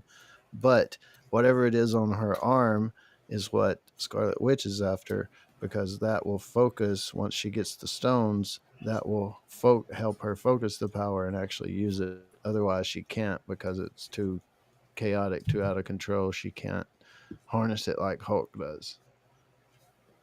So she needs Kamala to be able to use the power of the stones. Well, to answer your first statement you made as far as Kamala, that bracelet was given to her by her, like a grand aunt or something like that, and it's some kind of magical bracelet. But as far as, maybe she hasn't unlocked its true power, or maybe she doesn't understand it fully. But like how we see her use it to make kind of like a Green Lantern type of energy things, energy fist. Right. Way she threw the shield out. We seen her in the comic book. She likes to make like like steps in the air, so she's not really flying, but she'll be running through the air type of thing. We never seen her use it to the level as a focus, so I don't know if that's a new thing that Marvel's doing or that's something that they just do for the cartoon. I guess, they have to give us a little more on that. Yeah, that's about all she said. So we didn't get it too much in depth about how Scarlet Witch is going to use it, But she seemed to need it to be able to use the stone power. The fucked up part is that she clearly was breaking Kamala down, but at that point, Kamala's still like, nah, I can't. She's like, nah, join me. We're going to save the, nah, I can't fuck with you. So her response was like, all right, so you can't fuck with me? Maybe your friends will change your mind. And she somehow summoned every single zombie that was somehow affiliated with Kamala. Even Red Guardian. It's cold, man. That's cold. That is. And that shit broke her. She literally just dropped to her knees and stood in a bubble. But the fucked up part, it wasn't just her. It seemed like they affected all of them. And this is also the scene that the same way Thor came in the last time, Thor came in this time, but this time he working for Wanda. So that lightning blast is actually chaos magic. And 2 wizards is down, so that means we only got 1 left at this point. I ain't gonna hold you, James. Zombie Thor look badass though.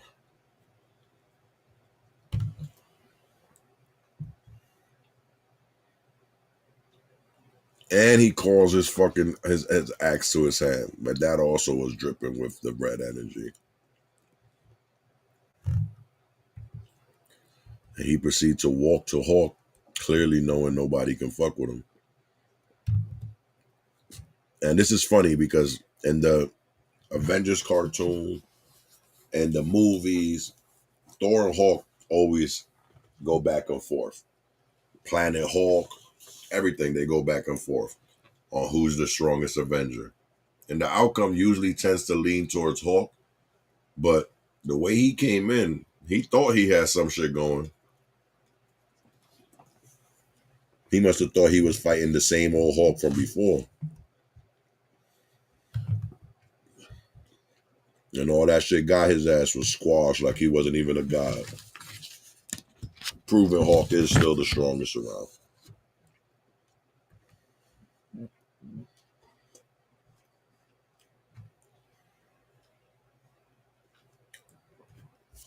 At this point, you clearly started to see that this was the beginning of the end.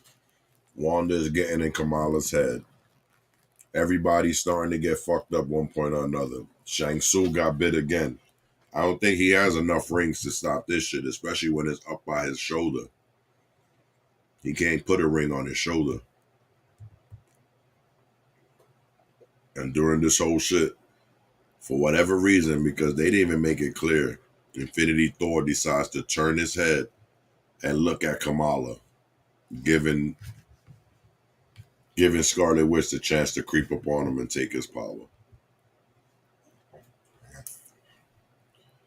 And at this point, Kamala's gangster. Because this is not the first time we've seen her do that. Because I think we've seen her do that when they killed Kate Bishop. She literally just runs at Scarlet and proceeds to hook off with all her power, with all her strength. She's throwing blow after blow. And it's not even affecting Scarlet Witch at this point. Scarlet Witch has so much power flowing through her at this point that she literally tells her, you can't even hurt me. You can't even touch me at this point. She tries, though. And the whole time of her trying, all you see is Scarlet Witch telling her, look around. Y'all lost. This is your only option.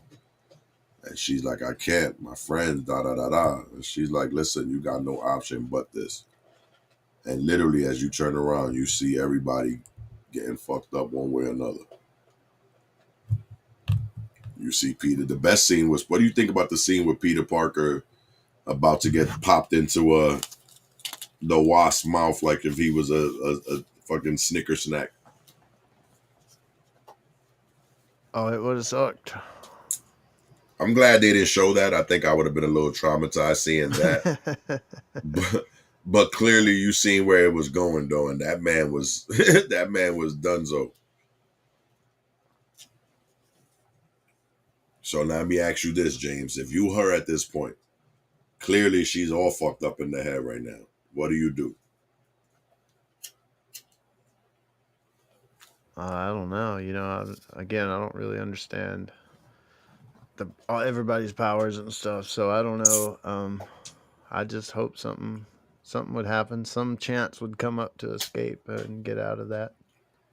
Well, I'm talking about as far as like it's just her at this point.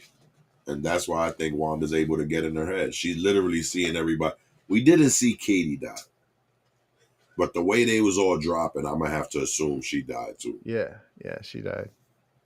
Because we basically damn near seen Peter Parker. Like literally Peter Parker's head was in her mouth and she was starting to close her mouth. So we're pretty sure he's dead. We seen Shang-Tsung get ripped. We didn't see Katie die, like I said, but I'm almost sure she dead. We saw Valkyrie, and that was a great fucking fight scene, mind you.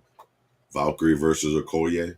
Yeah. They was going at it for a second, but Zombie Okoye, which I think that's real. I think even real Okoye would have put the beans on her. Okoye is nasty with that spear. Yeah. But we also got to remember Kamala's a girl, a young girl. So she folded. And all that talk, she figured I can't see everybody die. So she blended in.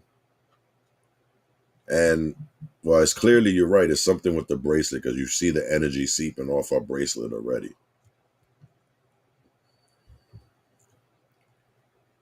And then Scarlet Witch, the comment she made under her breath again makes me think that what was her plan? What is she really plotting? Because she clearly was like, and then again, the world will start anew. And literally, we just see the explosion. And we see the explosion of Wanda's power, which is all this chaos energy, which I'm assuming is mixed with the infinity energy. And then we see this is Kamala's energy right here, these crystals. That's coming from Kamala's bracelet. We've seen her use that. They're gonna meld House of M with Marvel Zombies. That would be nice. That would be a very nice blend to turn Marvel Zombies. The M on the zombies' foreheads. No, those are magical runes, and that was done by one of the Kamar-Taj wizards. But it do make sense because clearly that's what House of M is. House of M is them literally saying, let there be no more mutants and the whole world fucking changing. And I feel that's kind of what happened here. She literally was like, let the world, be fixed. And yeah, the next scene. It's only fixed like the food was fixed. It's a veil. A magic veil. Yes. Clearly we see that in the next couple of scenes. But now here's my question even alluding to that. So if it's a magic veil, she's still controlling all the zombies in the world because none of them attack Kamala. Even when we seen the flashes, which I'm pretty sure I'm going to show you in a second. Those flashes, the zombies was just doing their own thing. Yeah, and she's controlling them doing their own thing because they're not really able to probably even talk. So even her friends that she's sitting down talking to, theoretically, that's some kind of spell. Not just the veil, but I mean, pretty much everything that's happening in the veil. Yeah, but those are not even her friends. We see that because the girl that's shooting up the alley, that's one of those girls. Well, I'm talking about when she's sitting at the table thinking she's in the real world and talking to Katie and them. Yeah, but that's what I'm saying. She's talking to Katie and Riri. And then we see the flashes and you see the real Riri. So my question is, who's the Riri there? Are those two zombies sitting next to her playing a role? Is like Scarlet Witch has that much control?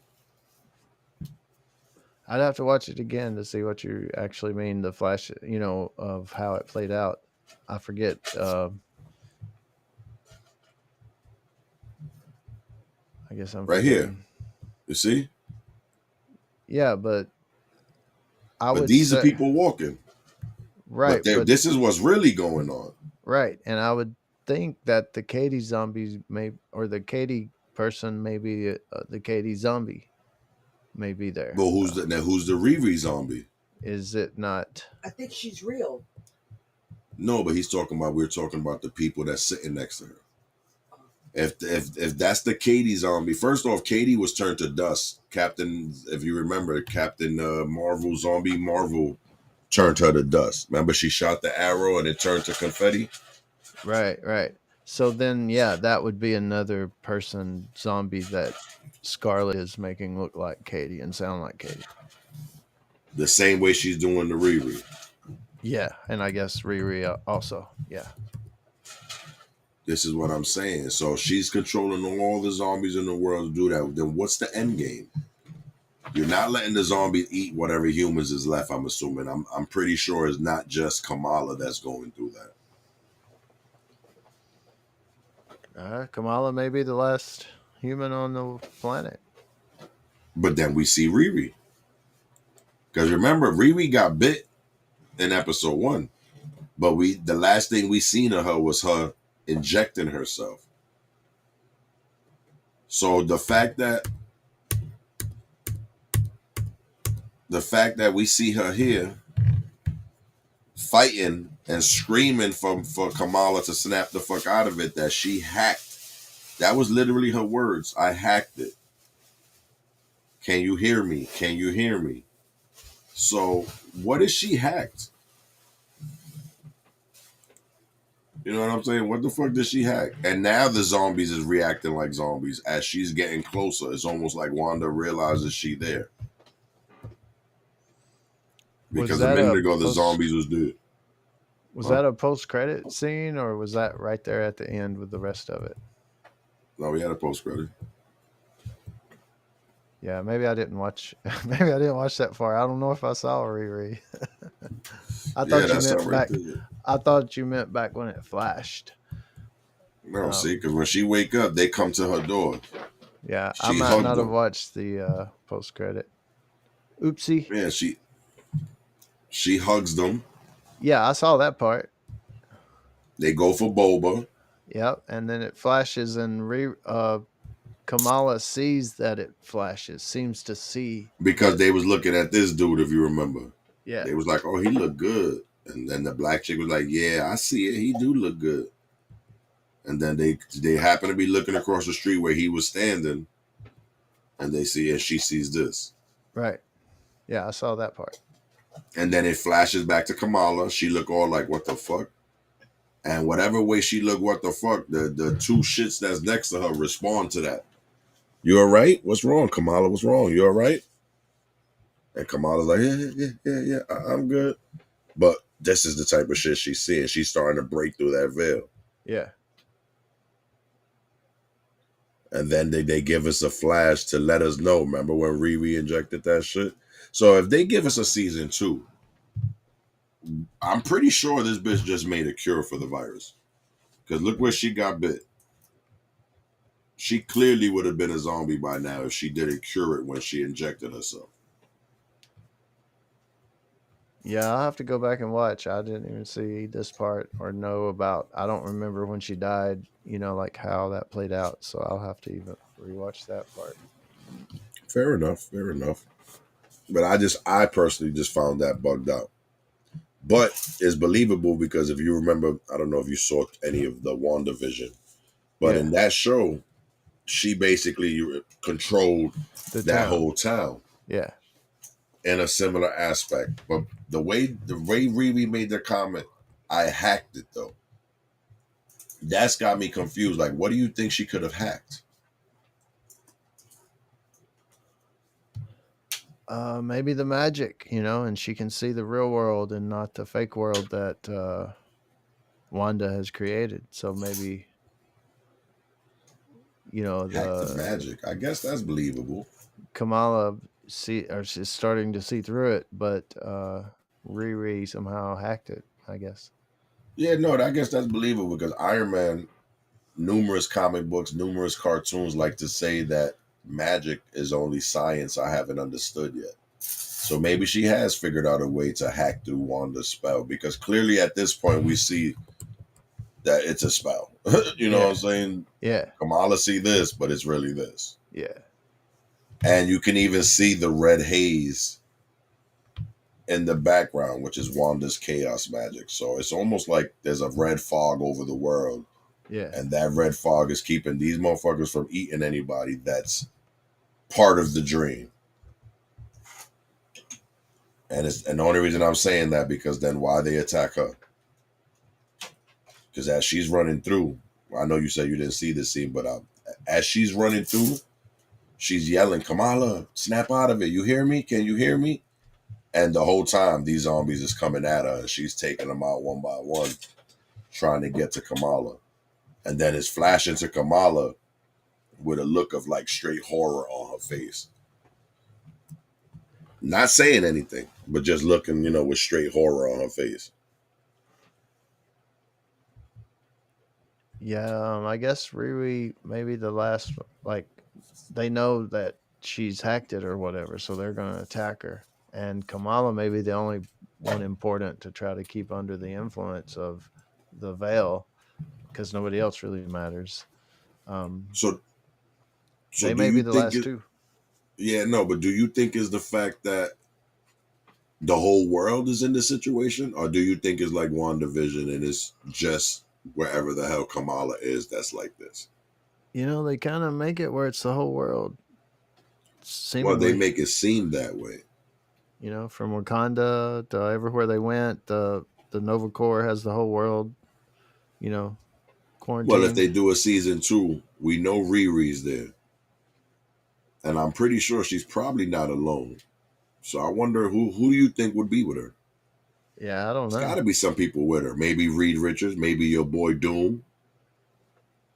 Maybe. There's got to be people still alive.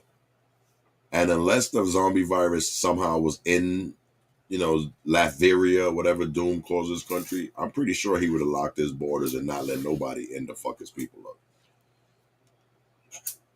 Yeah, that they've got a lot of options, especially because it is the Marvel universe, and it does seem like they would, if they did a season two, they would bring in future characters that they're about to do movies of.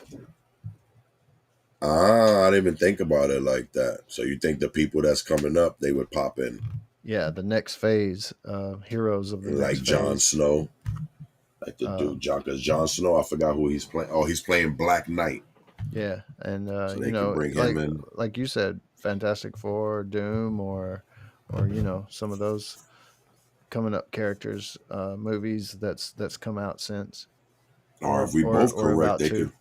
Yeah, or if we both correct, they could start tying into Secret War even more. Because Marvel Zombie was in the newer Secret War where Doom was God. If you remember, Doom put them on the outskirts of the world. So there was a couple kingdoms, if you remember that as a punishment, they was throwing people over the wall. And when they was over the wall, it was the Marvel Zombies on the other side. Yeah,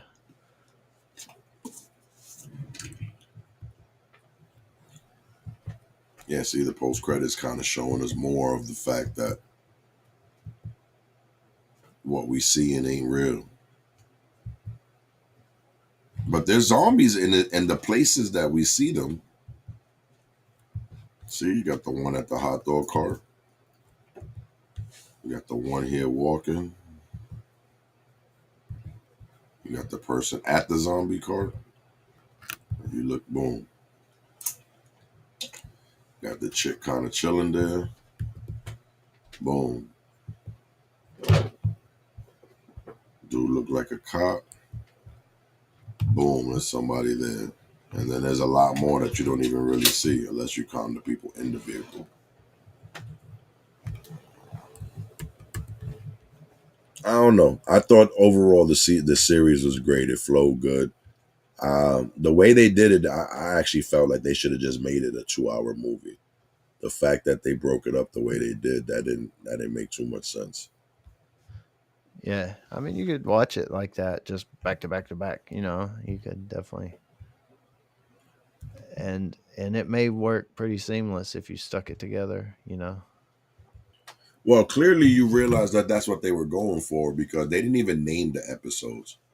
Most of the time for TV, jump off, the episodes would be named. They literally had part 1, part 2, Yeah, part 3, part 4. Like Yeah, literally, it was supposed to be all together. They just broke it down and said, "Here, give them this shit." yeah, which is cool. I mean, I liked it. It flowed well. I agree, and um, it's just a cool alternate universe that you can accept because this is an alternate universe. What if kind of thing, and you can kind of go with it more than the whatever the main story the movies are telling. Yeah, that's a fact. And I guarantee we're gonna see a bunch of new zombie shit come out in comic books now, because this whole TV thing just gave them a whole boost. I guarantee people's going crazy looking for these back issues, trying to read the full stories, or going online to their little apps to read the full stories to get the full backstory, just to get a better understanding. And your Marvel's about their money, so you already know. Especially since they movies ain't doing super great right now, they gonna push this shit. That's why I know they're gonna do a second season. Nothing has been approved yet, but I guarantee they're gonna do a second season. Then we still got the Young Avengers, which is about to drop on Disney. They said we're digging what they're doing. Season 2 of Moon Knight. Even though we would go, it wouldn't be Blade. That supposedly scrapped the Blade movie, so I don't know what's going on with that. They couldn't even get the dude to come back and do his voice, so Yeah, I I'm not wonder, too sure. has Todd McFarlane done Marvel zombie characters? If not, there'll probably be a lot of that kind of stuff too. Is that, you know what? It's funny because he still do comic books too. I wonder would they reach out to him to do the next version, because they've reached out to Kirkman to do the original. I wonder if or is Kirkman? Well, Kirkman ain't even doing nothing right now, really, right? So they should bring his ass back. He's doing a bunch with. He just released a new comic or two. He's writing a bunch of comics that he's released. He took over the Transformers. He took over GI Joe. Um, So he's expanding his horizons. I yeah, know he yeah, did like the Devil Dinosaur. He did a couple joints like that. I didn't know he went further into the other shit though. yeah, he's really expanded. He's probably a billionaire by now. He's really, they've done his company's done some movies, feature films, and he's got several comics going. He's doing the Invincible thing, and that was pretty popular. Invincible, Invincible, yeah. Even their yeah, cartoons are pretty good too. yeah. So a lot of things he's been doing have actually hit, and not it. If it didn't hit, it at least it wasn't a miss kind of thing.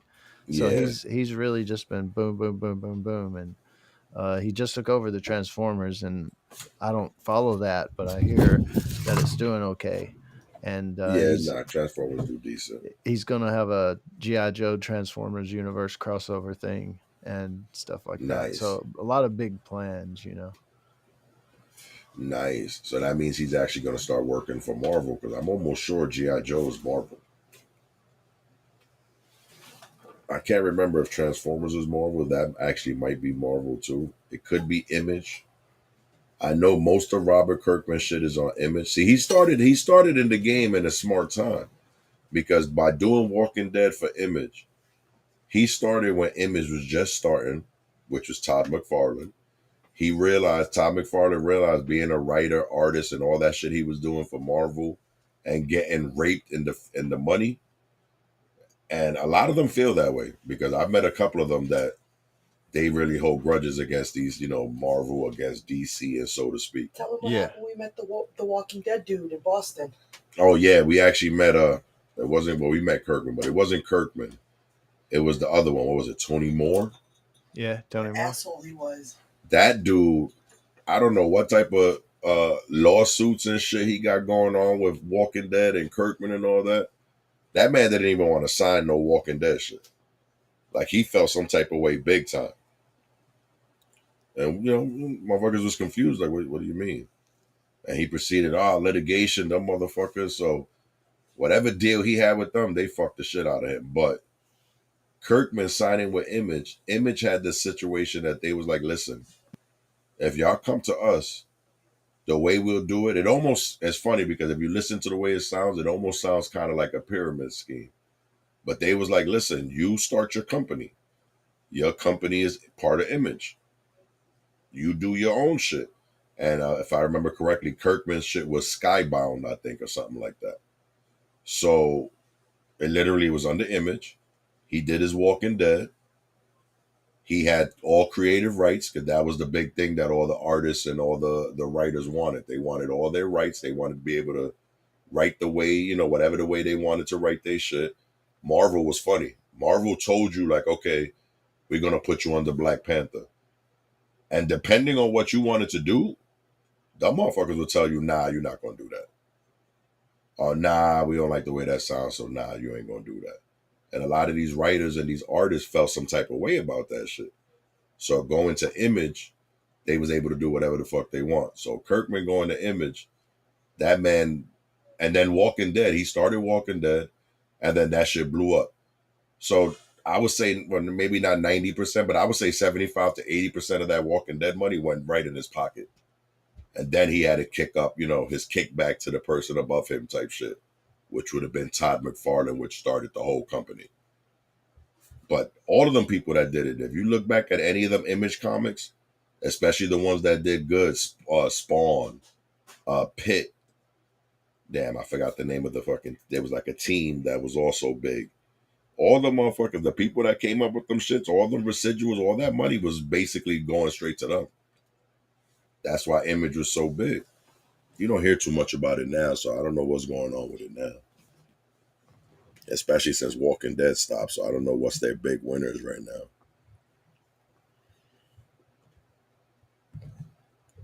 But so what would you give this overall, my brother?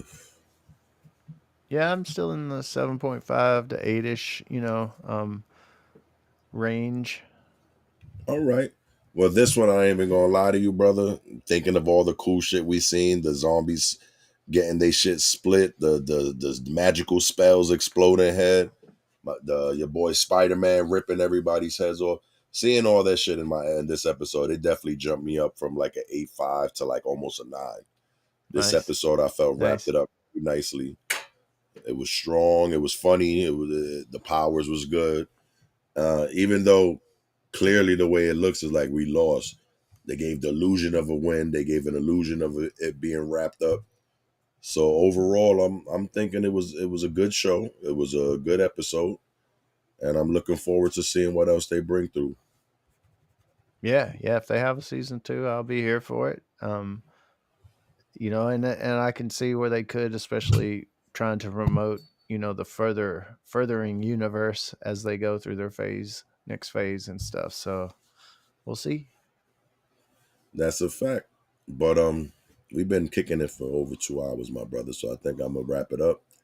I'm pretty sure next week I'm gonna be live in something. So hopefully y'all come join me, see what we live. And I haven't decided yet whether it's gonna be a TV show, anime, comic book, or something of the sort. But I'll keep you guys informed. I want to thank you, James. Please subscribe and like to James from The Walking Dead Explained, TWD Explained. Anything zombie, this man knows it. This man knows all that Walking Dead shit. I used to love Walking Dead. I ain't even gonna hold you, James. But once they started going too far from the comic books, killing off Carl and all that, I kind of slipped on it. Yeah. And, I understand completely. You know what I'm saying? And these new shows, I don't know. I watched a couple of episodes from all of them, and I'm gonna be honest with you, brother, none of them is grabbing my attention. Yeah, I understand completely. Hopefully the Walking Dead people don't kill me. I still like Walking Dead, y'all. I just don't think it's hitting the mark. But I want to thank you, brother, for rocking with me. Hopefully the next live you rock with me, whatever the bullshit gonna be. Hopefully you rock with me. And thank y'all for people that watched and came and chilled with me for my second live. Hopefully y'all come for the third one. Yeah, And it's been fun. Yep, that's a fact. So we catch y'all later. Later, guys. Whisper, shout. Lights on, channel 9. Reviews, fights, dragons high. And the luna di prestadura, como expose, como oscura.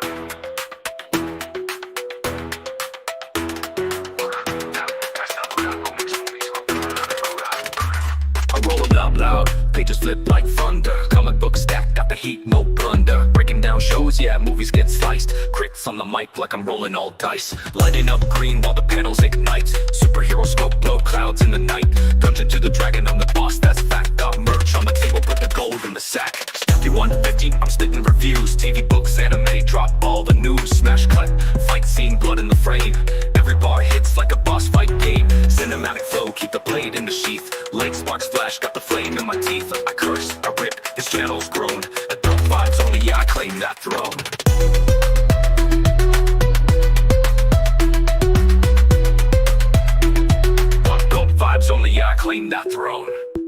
mesa dragones y dados. Crítico fuerte, los golpes son bravos. Humo en el aire, blunt encendido. Cultura mezclada, yo nunca me olvido. Comics y series, yo vendo mi merch. Todo el canal con la vibra de church. Luces brillando, reseñas al 100. El club explotando, lo canto también. Series y libros, reviews con poder. Películas caen, las pongo a perder. Dragones rugiendo, la mesa encendida. Dungeons and Dragons, me cambio la vida. Back to the fight, old school, new flame. Anime clash while I'm calling the game. Weed smoke rise and the neon is lit. Review every saga, I'm dropping that hit. Sword to the fist and the fist to the mic. Light up the channel, we ride every night. Adult in the booth, yeah, curse what I choose. I don't play safe, I break all the rules. Roll the dice, let the blood hit the stage. Es críticos locos soltando la rage. Coming to the movie reviews on fire. El club encendido, subiendo más higher. Light it up, and the low. Brandon never dies, vámonos.